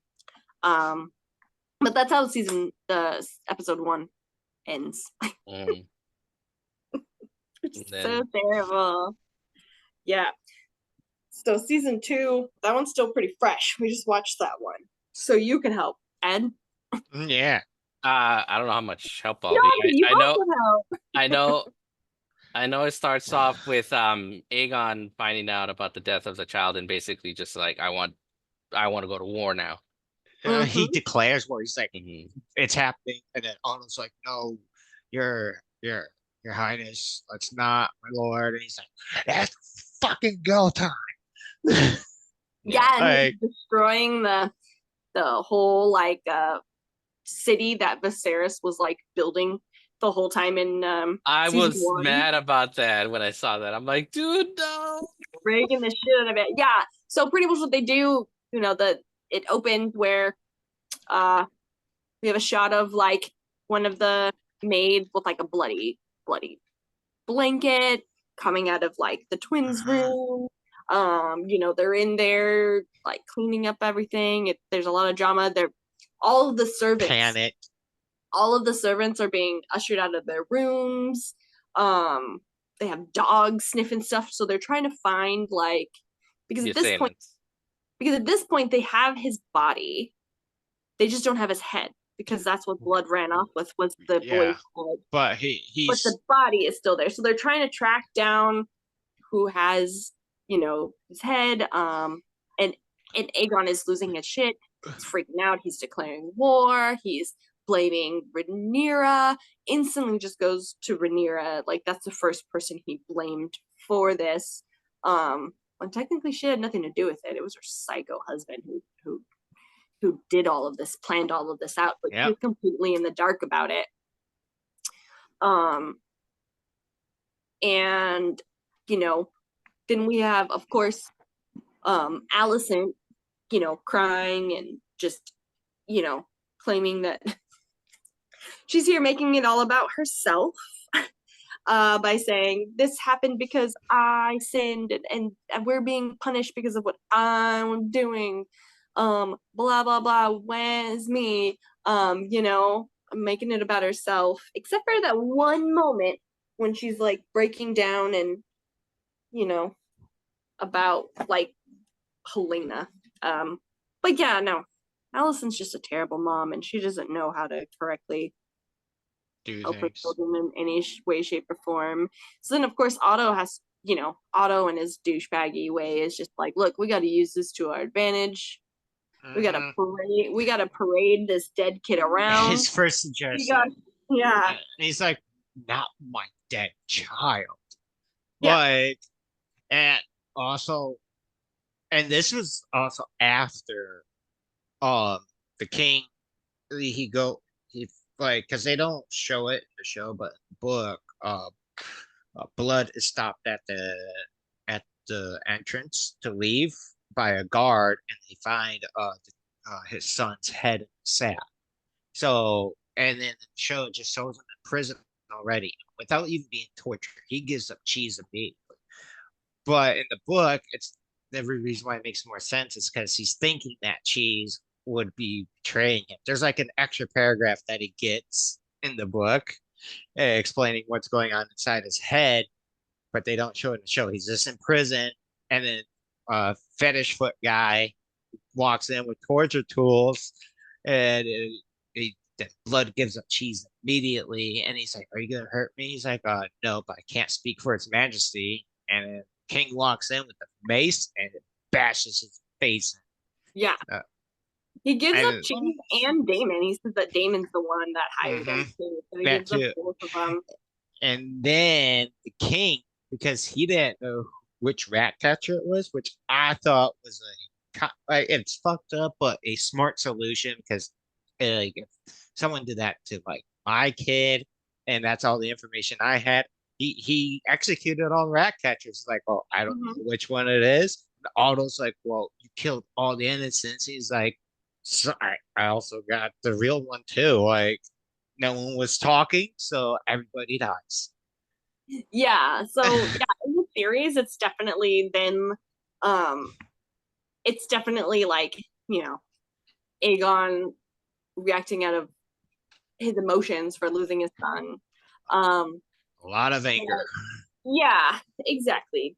So Otto being Otto pretty much decides that, you know, they have to turn this into a show and make something out of this, a whole political statement. He's like, we're gonna wheel this child through the city.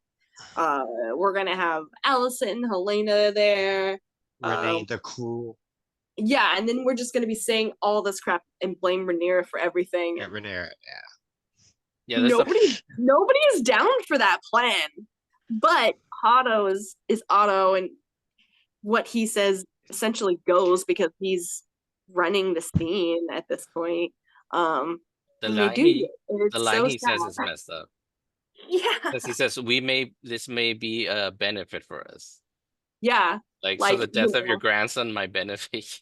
Yeah, the death of Jacaerys Jacaerys might help. Like he says something like this may benefit us. Benefit us 1,000 times more than anything else, any sword or knight or army could, or something like that. I guess some fucking shit. You know, so they parade that poor kid through King's Landing, which is definitely like a shout out to that. It very much was, I felt, was supposed to give the shame walk, Cersei's shame walk. That's actually the what kind of. It's the same path. It's like the same exact path like she had to walk. But it also kind of reminded me of Joffrey's death. Remember, like how they didn't. No, I don't remember Joffrey or anything he did. I just block it out. Just kidding. But like he didn't, like they didn't parade him. They kept him in like the keep of where they display the body so that way people of the houses, people in power can say goodbye to that royalty, right? And this one, I'm like, okay, another highborn, but they kind of took a huge left turn.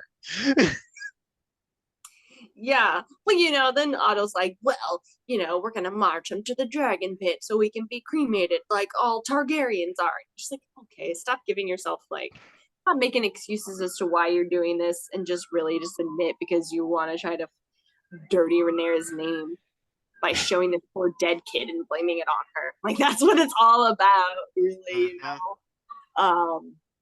So that whole scene was, really terrible. The Rhaenyra confronts Daemon. Yeah, then Rhaenyra, then the next scene is, Rhaenyra gets news this has happened and that she's being blamed for it, and she's like, they think I did it, I just lost a son, why? And you can tell, there's, some people in her court that are kind of like, did you? No, there was one guy where he goes, we can understand if you did do it because you had just lost a son, so maybe you The did. bald And she was dude. like, excuse me? Yeah, pretty the much. bald dude, the former captain of Like, the if Daily you did, we Force. would understand. She's like, "Bitch, get out of here!" Yeah. So like it's he's like, Helena's an innocent. Like she's the last person I would want to hurt, and it just all goes to show that like Rhaenyra has way more heart and is way nicer than Allison and No, Kay. she felt genuinely bad about it. Yeah. So then that whole scene though is so good because everybody's sitting there just like, well, who did it, and then we got Damon just sitting there and he's just like Totally in his thumbs. side-eyeing Rhaenyra. He's like, it was me. People, right? Like not Oops. say anything, but his fucking face is just like he like Oops. slowly looks at I Rhaenyra, get it.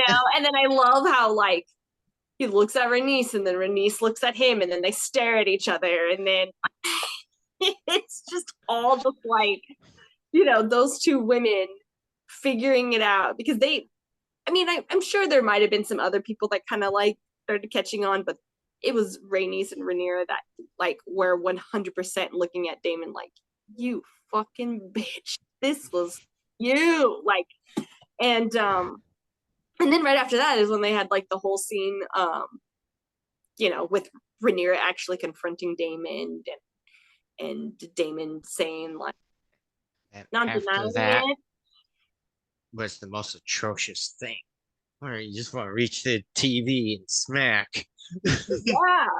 Yeah, and he's just like, I mean, it wasn't supposed to happen. Like, it was an accident. Like, you still did it, and, and then it's the whole, like, you realize that even now, even after all of this time, like, Damon is still just out for Damon and still looking out for Damon. And he doesn't refer to the throne as Rhaenyra's throne. He refers to it still as his brother's throne. Or his brother's crown, or you know what I mean, instead of like The your Targaryen crown, yeah. Yeah, and he doesn't. It's like he doesn't really Acknowledge that she's Queen. the heir because essentially he lost it to her. You know what I mean? So there's always like, and she throws it in his face. Yeah, and it's always going to be that bitterness between them, and it's. Then she's like, I can't trust you. And it's like, no, you kind of can't trust him, unfortunately, because as much as Damien makes it seem like he's like in it for the team, he's definitely in it for himself. Mm-hmm. Because if Rhaenyra sits on the throne, then he's the king consort and he would essentially just rule everything. You know what I mean? Like, so, and then his children would be like heirs too. Possibly. So, but I thought it was a great scene where, Rhaenyra is pretty much is just like, it was a challenge when I was a kid, but I'm done. I got way more important shit going on than to deal with, like, play these dumb, like, games with you. And then explains that, her father wasn't scared of, because I think Damon makes a remark that like, oh, Viserys was scared of him or couldn't handle him or something like that. And he wasn't scared of you. It was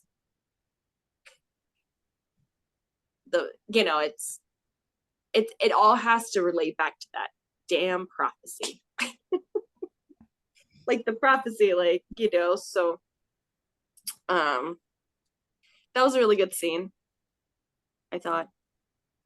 And then you have the High Towers and all of their drama, and then that's when Aegon fires High Tower. Yeah, well, orders all the rat catchers to be killed. Hangs after them. That, yeah, hangs them all over the city. And in the books, it's like it's all like an agreement that that's the thing to do. Otto does it, and then Otto brings in like 100 cats, and so that's why in Game of Thrones there's cats all over the Red Keep by Arya, and Arya has to catch a cat. Remember, she's doing her sword master, and he's like, "Go catch a cat," and that's because the keep is full of cats because they killed all the rat catchers, and they just had cats from there on after. But yeah, so rat catchers are all killed. Otto gets hella pissed. He comes in confronting Aegon about it. Meanwhile, Aegon is like straight accused Christian Cole of like earlier I've accused him of like not being where he needed to be. Where he needed to be, like where were you? Where were you when my son was murdered? And he was like, I was in bed. Banging your mom. Banging your mom, And so, of course, Christian Cole has all this, like, guilt about it because he's like, oh, I fucked up on my duty again. Which is where we get to, that whole scene that, like, it, like, pissed me off so bad was where he, like, takes it out on one of his guys, yeah. Takes it out on Eric. Yeah. Other Eric. The Eric. He pissed off everyone off with that shit. Yeah. I mean, the death threats. Yeah, and pretty much projects his fuck ups on Eric and pretty much tells him like, you have to go assassinate Rhaenyra. He was like, where were you when the king summons? He's like, I was with the king, dumbass. Yeah, literally like I was with the king. Our boss. Yeah. Exactly, and like he doesn't even take that as anything or whatever, So I don't know, because Christian Cole and then like, he fucking gaslights the shit out of him to go send him to kill. We're supposed to be pure of heart. Yeah, fidelity, all this other Hello, shit. Kettle. And then he's like, and then Eric is like, you're sending me on a suicide mission to die. He's like, or for glory. I'm like, you gaslighting motherfucker. Yeah. So lame. Yeah, that is messed up, and what happens after that's even more messed up. Yeah. So then we get back to Otto going off on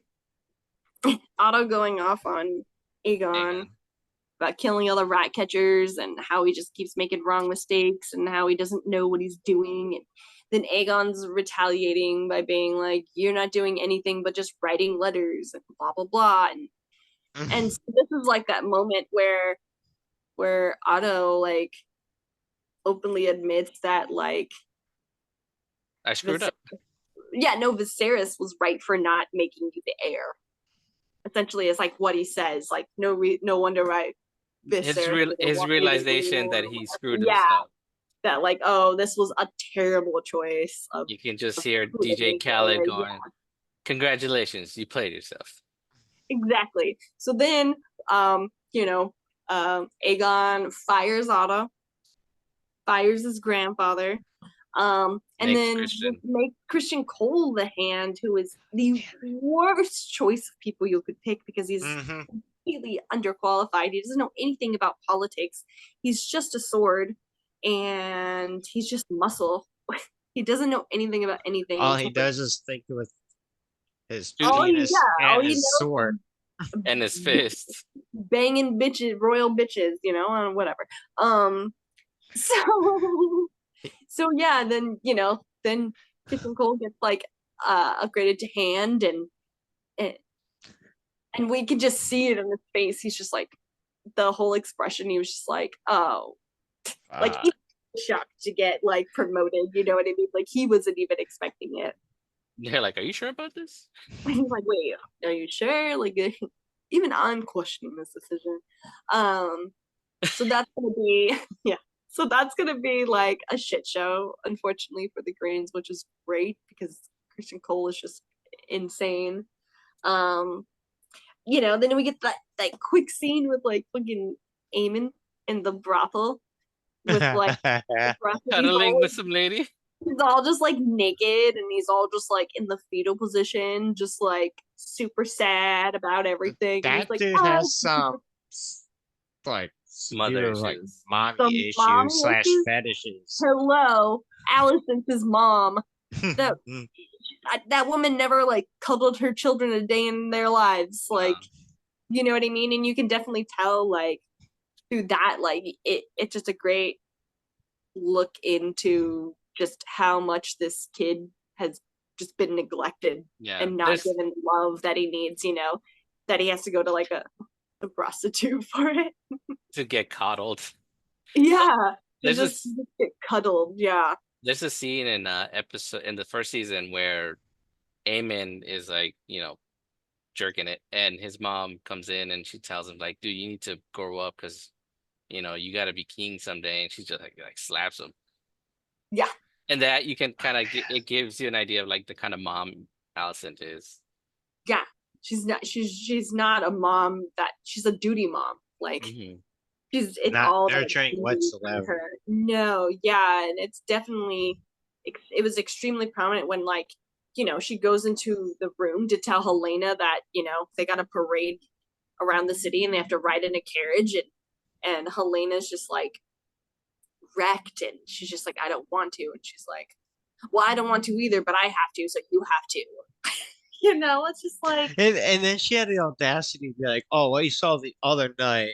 And it's like, "This is for my kid," and she fucking leaves. Like, she's like, "I don't want no part of your bullshit."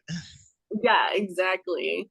And then there's another scene where Aegon's like sobbing because he's processing that he lost his son, and he's just like and she just walks right by him, and she just like stands there and like stares at him, and then she just like walks off, like doesn't even comfort him at all, like anything. Just terrible. Worst mom ever. Like, worst mom ever. And then guess what? She goes and has to get it on with Mr. Cole. Actually, she takes it out on him first, kind of like, so like, this is all your fault. You seduced me. And then I'm like, and then he's like leaning for a kiss. It's like, it wasn't my fault, and you know it. Right. Gets himself gets himself one last putt in there. Yells for the Cole pool again, and just trash. Horrible, horrible trash. So then, mind you, well, all this is going on in King's Landing. We go over to Dragonstone, and Daemon is taken off on Caraxes. He's in his armor, and he's leaving because Rhaenyra just called him out on his bullshit, and told him she can't trust him, and pretty much called him a child murderer. She is. So he leaves. And at this point, we don't really know where he's going. He doesn't say where he's going. Nobody knows. He's going to look for a fight. That's for sure. Like, he's definitely going to brawl it up. But, it's not stated where he's going. So we just know he leaves, and we don't know where he's going. Then we have a cute little moment between Lucerys and Baela, where they're just kind of reminiscing about, they're talking about Laenor and all of this stuff, and I thought that was a really cute little moment because they're actually betrothed, and it's kind of not spoken of, but like they start talking about what's his name, Harwin Strong. Yeah, they talk about Laenor, and then they start talking about Harwin Strong, and she starts asking like what he's like and how he was, and pretty much it's just like insinuates that like even if you are a bastard, it doesn't matter, like you're still family regardless. So that's kind of like the underlying tone of like that little conversation, which I thought was very sweet. And let's see what happens after that. Oh, I had a break. I just had a break. Well, Rhaenyra kind of, I don't know how she gets in touch with Miss Sarah. Oh, because she's locked up there because Daemon captured her. Right. She was captured, like she was found on a ship, and then they brought her to Dragonstone. So she's been prisoner there. And then she's like, "Tell me everything you know." And she does. So she's trying to get information out of her to figure out exactly what Daemon did, say, didn't say, do, or whatever. So she spills the beans to Rhaenyra, which is great. And then Rhaenyra gives her freedom, which is cool. And then, as she's like leaving, she sees Eric with an E, with an E. one of the twins, and she's just like, wait, I just saw this guy in the castle. Like, how wait is a he minute. now walking by me? Like, she flips around, she makes a U-turn and starts heading back.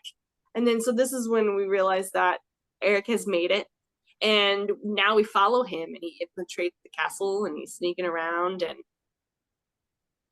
obviously nobody's recognizing that it's not him. Eric. And he knows how to act like his brother, you know. It's not very hard to do. No. So they actually almost run into each other in the hallway. But you know, Eric hides from Eric. Eric with an E hides from Eric with an A. So Eric with an A is team black, and Eric with an E is team green. Mm-hmm. So that's just how we keep it all up. So he's able it's not gonna matter in the little red versus blue. No, it's not. No, it's not. But I like the fact that, like, when he saw his brother, he noticed that his brother didn't have his helmet on. So then he took his helmet off because you know what I mean? His brother was walking around without a helmet. He wasn't even carrying it, just no helmet. So he's like, oh shit, if I'm walking around with my helmet, am I like a little suspicious? So I like that little thing that they did. Mm-hmm. Then he ends up banging guard, like relieving the guard outside of Rhaenyra's room. He goes in there, and then he's like confronts her, and then he just like pulls out a sword because he's about to assassinate her. And she's like, oh shit. And then his brother kicks open the door, and he's like, brother. Yeah. That's all he's doing. And then they just start going at it, and it is like the most intense sword fight. It's like there's no dialogue really between them too much. But you can feel the emotion behind it. Yeah, because you don't need it. It's just like it's really well done. Fighting For as sad as it was, it's really well done. Because it's like, they love each other, but their duty and their honor is so it's embedded. Everything that they do, that it's overpowering the fact that they're brothers, and that is so intense. It's a super intense scene. So I think the Erics are like the characters that you do like, because even though they like side with whoever they side with, they're just answering what they think is right, and like this is my duty. This is where it's telling me. They're those guys on the side of a war where they're just following orders pretty much, and then and like now they have to come across and fight each other. Yeah, and I think Eric with an E kills Eric with an A, right? Yes. And then goes, forgive me, and then kills himself.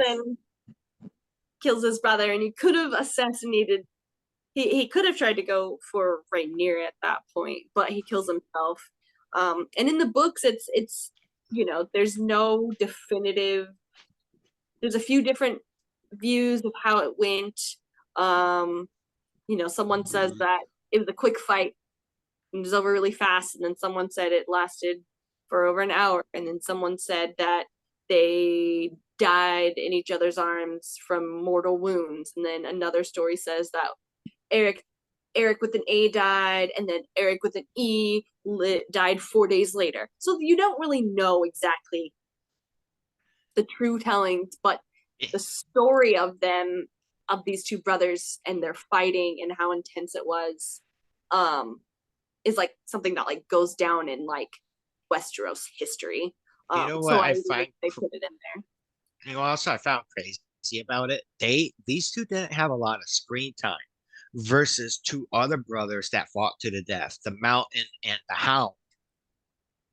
Like that, you see the Mountain and the Hound for a lot of pretty much the whole entire series, and then they finally, fight each other and they kill each other, falling out of the fucking Castle High Tower, and then it was impactful, but this one was way more impactful for like these characters that didn't have a lot of screen time. Yeah. I thought it was great, and I'm super glad that they like really focused on that and they gave them like their whole scene. because it was just really intense. Not just that, at the end, as Eric with an A is overpowering his brother and basically strangling him, and he's telling him like, we're brothers, and you left with them, and he's telling him like this is what I believed in, and even though he you betrayed me, it was a betrayal. Even though he ends up killing his brother, he realizes that like I don't want to be part of your guys' beef anymore. So screw you guys. And he just like, I'm out. Yeah. But it's also just like, I don't think he would have been able to just live with the fact that he killed his own brother, yeah. You know what I mean? That'd be so hard to just deal with because of how close they were. Even the guard, because another guard comes in and he starts protecting Rhaenyra, and he's asking who's our Eric, and and even at the end, you're kind of wondering like, okay, which Eric is this? And even the guards are like, Eric, are you our Eric or are you the other Eric? And then you still don't really realize until he says, Your Grace, I'm sorry. Yeah. You realize that he made a mistake, and then he takes his own life. Yeah, he falls on his sword. Yeah, really intense. That was definitely a good way to end that episode. I felt that okay, in both these episodes, I felt that the guards of these kingdoms suck ass. First of all, the rat and the other guy literally walk past Aegon and his boys who are just having drinks, and two other guards, by the way. Nobody bats an eye, thinking like, oh, they're just the rat catchers. They didn't even kind of like, hey, like, because I'm willing to. Who's that big ass motherfucker? Yeah, hey, red guy. I don't recognize that guy next to you. Is he one of yours? Is he new? Because I don't remember seeing him. Like, can I see like some kind of document? And then he, again, and then in the next one, as Eric with an E is walking into the castle, the guards even say like, hey, how'd you get out? I'm like, how'd you get out? You were just inside. And it's like, hey, you gotta pay attention. That's why you gotta be vigilant. And I'm like, this guy has a twin. Didn't that like set off a couple of flags? Like a couple of bells? Even Sarah was like, hold on. I see what's happening. Honestly, Sarah's the only one I like in this series so far, because she's the only one who's like just trying to live. And these people keep messing her up. Like they keep screwing her in both in the literal sense and in the figurative sense. Yep. I feel bad for her, dude, because she's just trying to survive, and both families like just keep screwing her. Yeah, exactly. Plus, like, it's very interesting this whole episode just to see Alicent just lose her shit. Like how many, like the amount of times she's like tried to confess like that she's just sinning like all hell, and it's like that is like consuming her everything. Like the one time, like she even tried to tell Otto, she's like, I've sinned, and he's like, I don't want to hear about it. That's another scene I like too. He's like, he's like, dude, I don't want to fucking hear about your bullshit. Dude, but he already knows too. I don't give a fuck, dude. Don't tell me. Everybody knows, okay? But they just don't want to hear it. When that scene happened, my first thought, I'm like, hold on. So who's acting like Viserys now, like covering up his daughter's crap? Like, hello, pedo. Hello, look in the mirror now. Right, exactly. And it's just super funny, like when you see her like throughout the show, it's just like so the religious symbol of the seven scepters is like a 7-pointed star.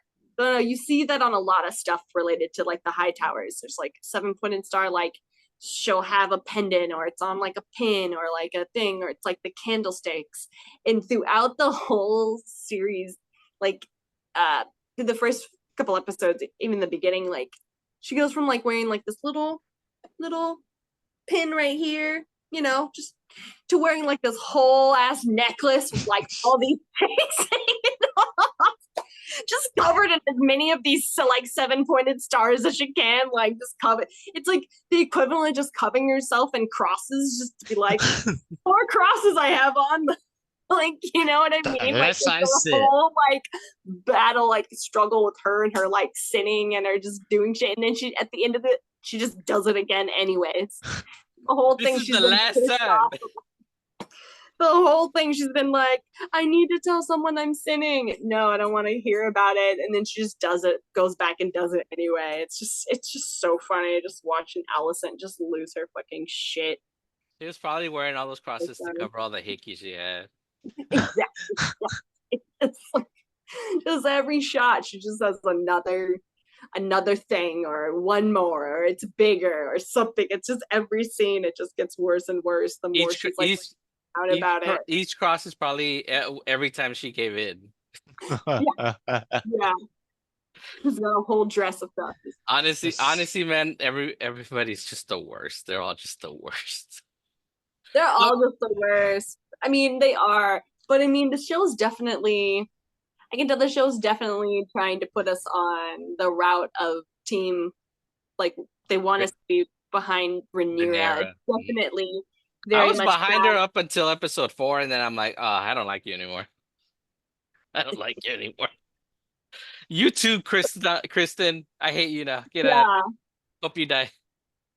Yeah, but I mean, at least the thing that's driving Rhaenyra is not just like power. Yeah, you know what I mean? In the books, that's what it is. In the book, she's very power hungry. She just wants the throne because it was her birthright. My daddy said so. Yeah, my dad said it's mine, so I get it. But in the series, it's prophecy, and she thinks that she's pretty much told she's the only one that can save. You know what I mean? She has to be on the throne in order for her children to save the world. So she has more of like a duty and like a real cause behind it that nobody knows about. And that's the thing that I find really interesting is she's the only one that knows about this, and that's like what's driving her. She carries, yeah, that's the burden that she's carrying, that no one else knows about. And so that's her drive, her other drive to be on the throne. Whereas everyone's just like, well, you were declared and it's your birthright, so you deserve it and blah blah blah. But she's just like, yeah, but if I don't, we're all gonna die, But you can't say that, I can't tell you why I need to be in the throne. You just need to trust me that I need to be on the throne, okay? Yeah, exactly. Don't worry about the analytics. This is what needs to be done. Just listen. Because even like Aegon the second, who's king right now, even he doesn't know about the prophecy because his dad never told him. Mm-hmm. Unless you're shown that it's written on that blade.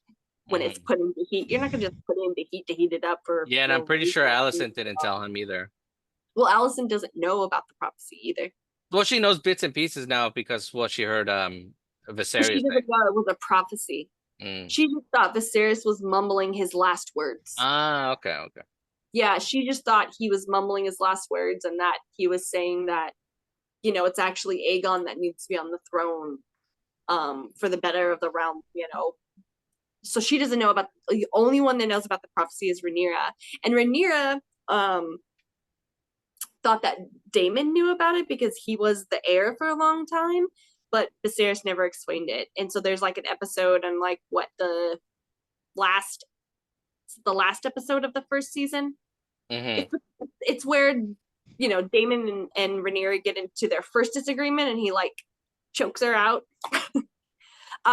That's the moment when she brings up this prophecy to him and she's like, the prophecy of Aegon the Conqueror, and he's just like, and she's like, what? You don't fucking know, do you? You were never told. And then that's when Aemon gets all pissed. I'm better than you. Yeah. So she's the only one that knows about this. So it's interesting when you think about it like that, like knowing like what's driving her. Well, now they murdered her son, so she's got some revenge happening too. But yeah, it's gonna be a great season. They're changing some stuff around. I know that the whole sending Bela on Moon Dancer to patrol the Red Keep doesn't happen.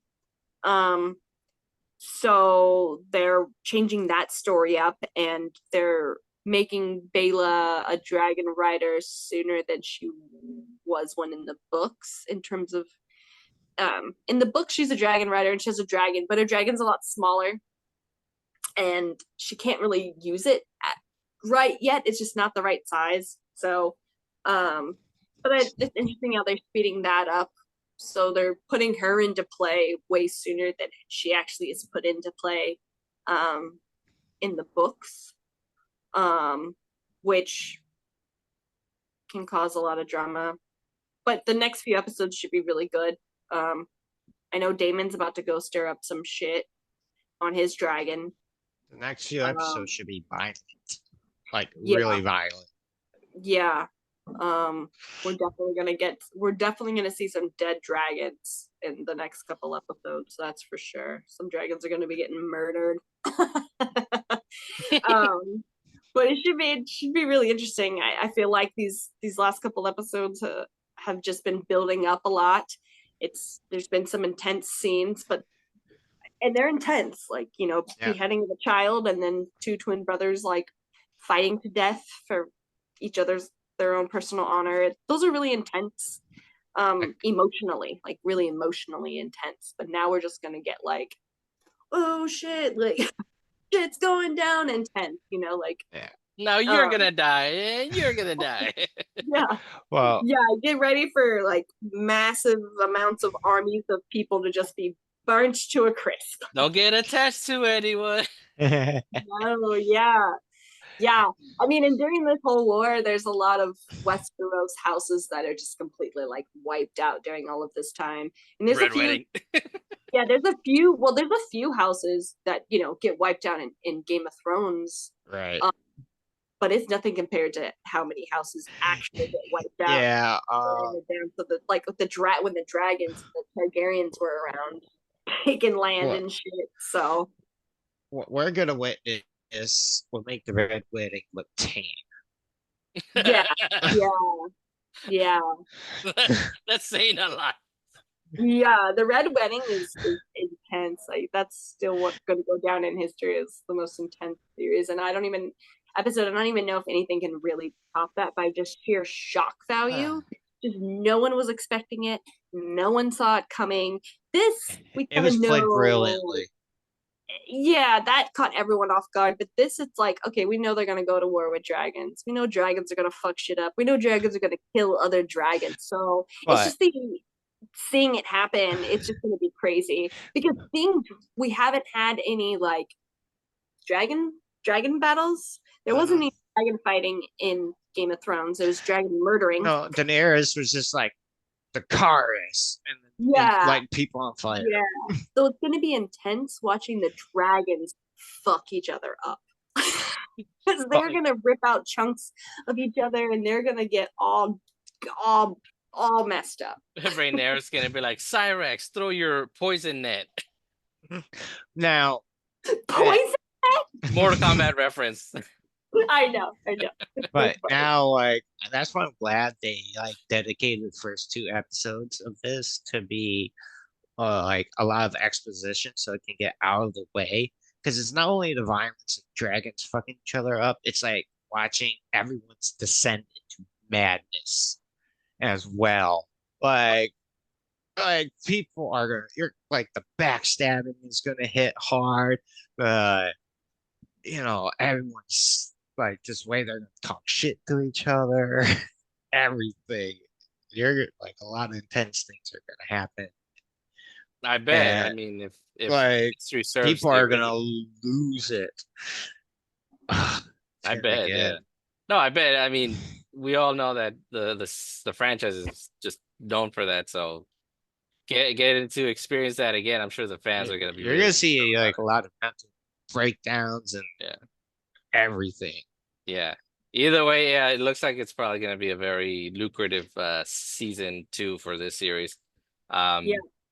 Did you guys want to? They're probably. I mean, if they do it right, they can get like a. It's like the best political drama ever. They, like, there's a lot of big dragon fights. There's a few big dragon fights that happen, so you don't have to put them in the season 2. They can put like one big one in season 2, and then have like another big one in season 3. So there's enough to where they can just keep making the money printing machine. Yeah, pretty much. Pretty much. Until Violence, the name violence, this new violence. series they're talking about, if that takes off, and Oh, you know, Dunk and Egg.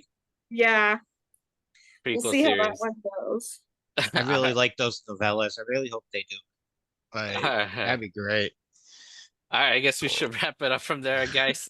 I mean, again, folks, if you stayed tuned this entire time, thank you so much.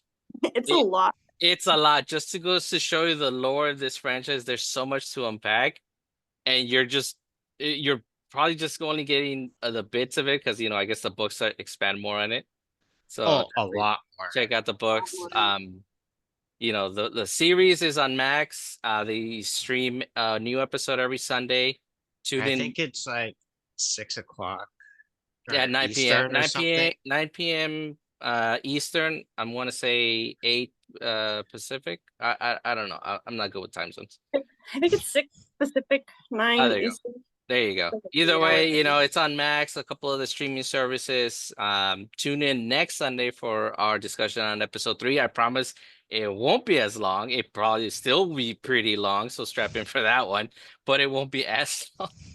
Well, we won't be going over season we won't 1. be going over season 1, so it will be extremely shorter. Exactly. It'll still be a little long because I know there's going to be a lot to discuss about it, and I know you guys are going to have a lot to say about it. Either way, check out the series. Remember to let us know what you think of the show so far in the comments. If you watched the first season, if you're a fan of the series, comment below. If you're on Spotify, give us a like, a follow. Let us know what you thought of this episode that we did. You can also reach us at Discord at Media Buff, guys. We're checking that more frequently now. Comments, ideas, anything you have to say, whether it's pertaining to this episode or any other episodes we've done before, or if you have any ideas for episodes, that's fine as well. As always, remember, hit that like button, subscribe if you're on my YouTube channel. And as always, thank you for your time, especially right now. And we'll talk to you next time. All right, everyone, say goodbye. Bye, everybody. Yeah, thanks again. Yeah.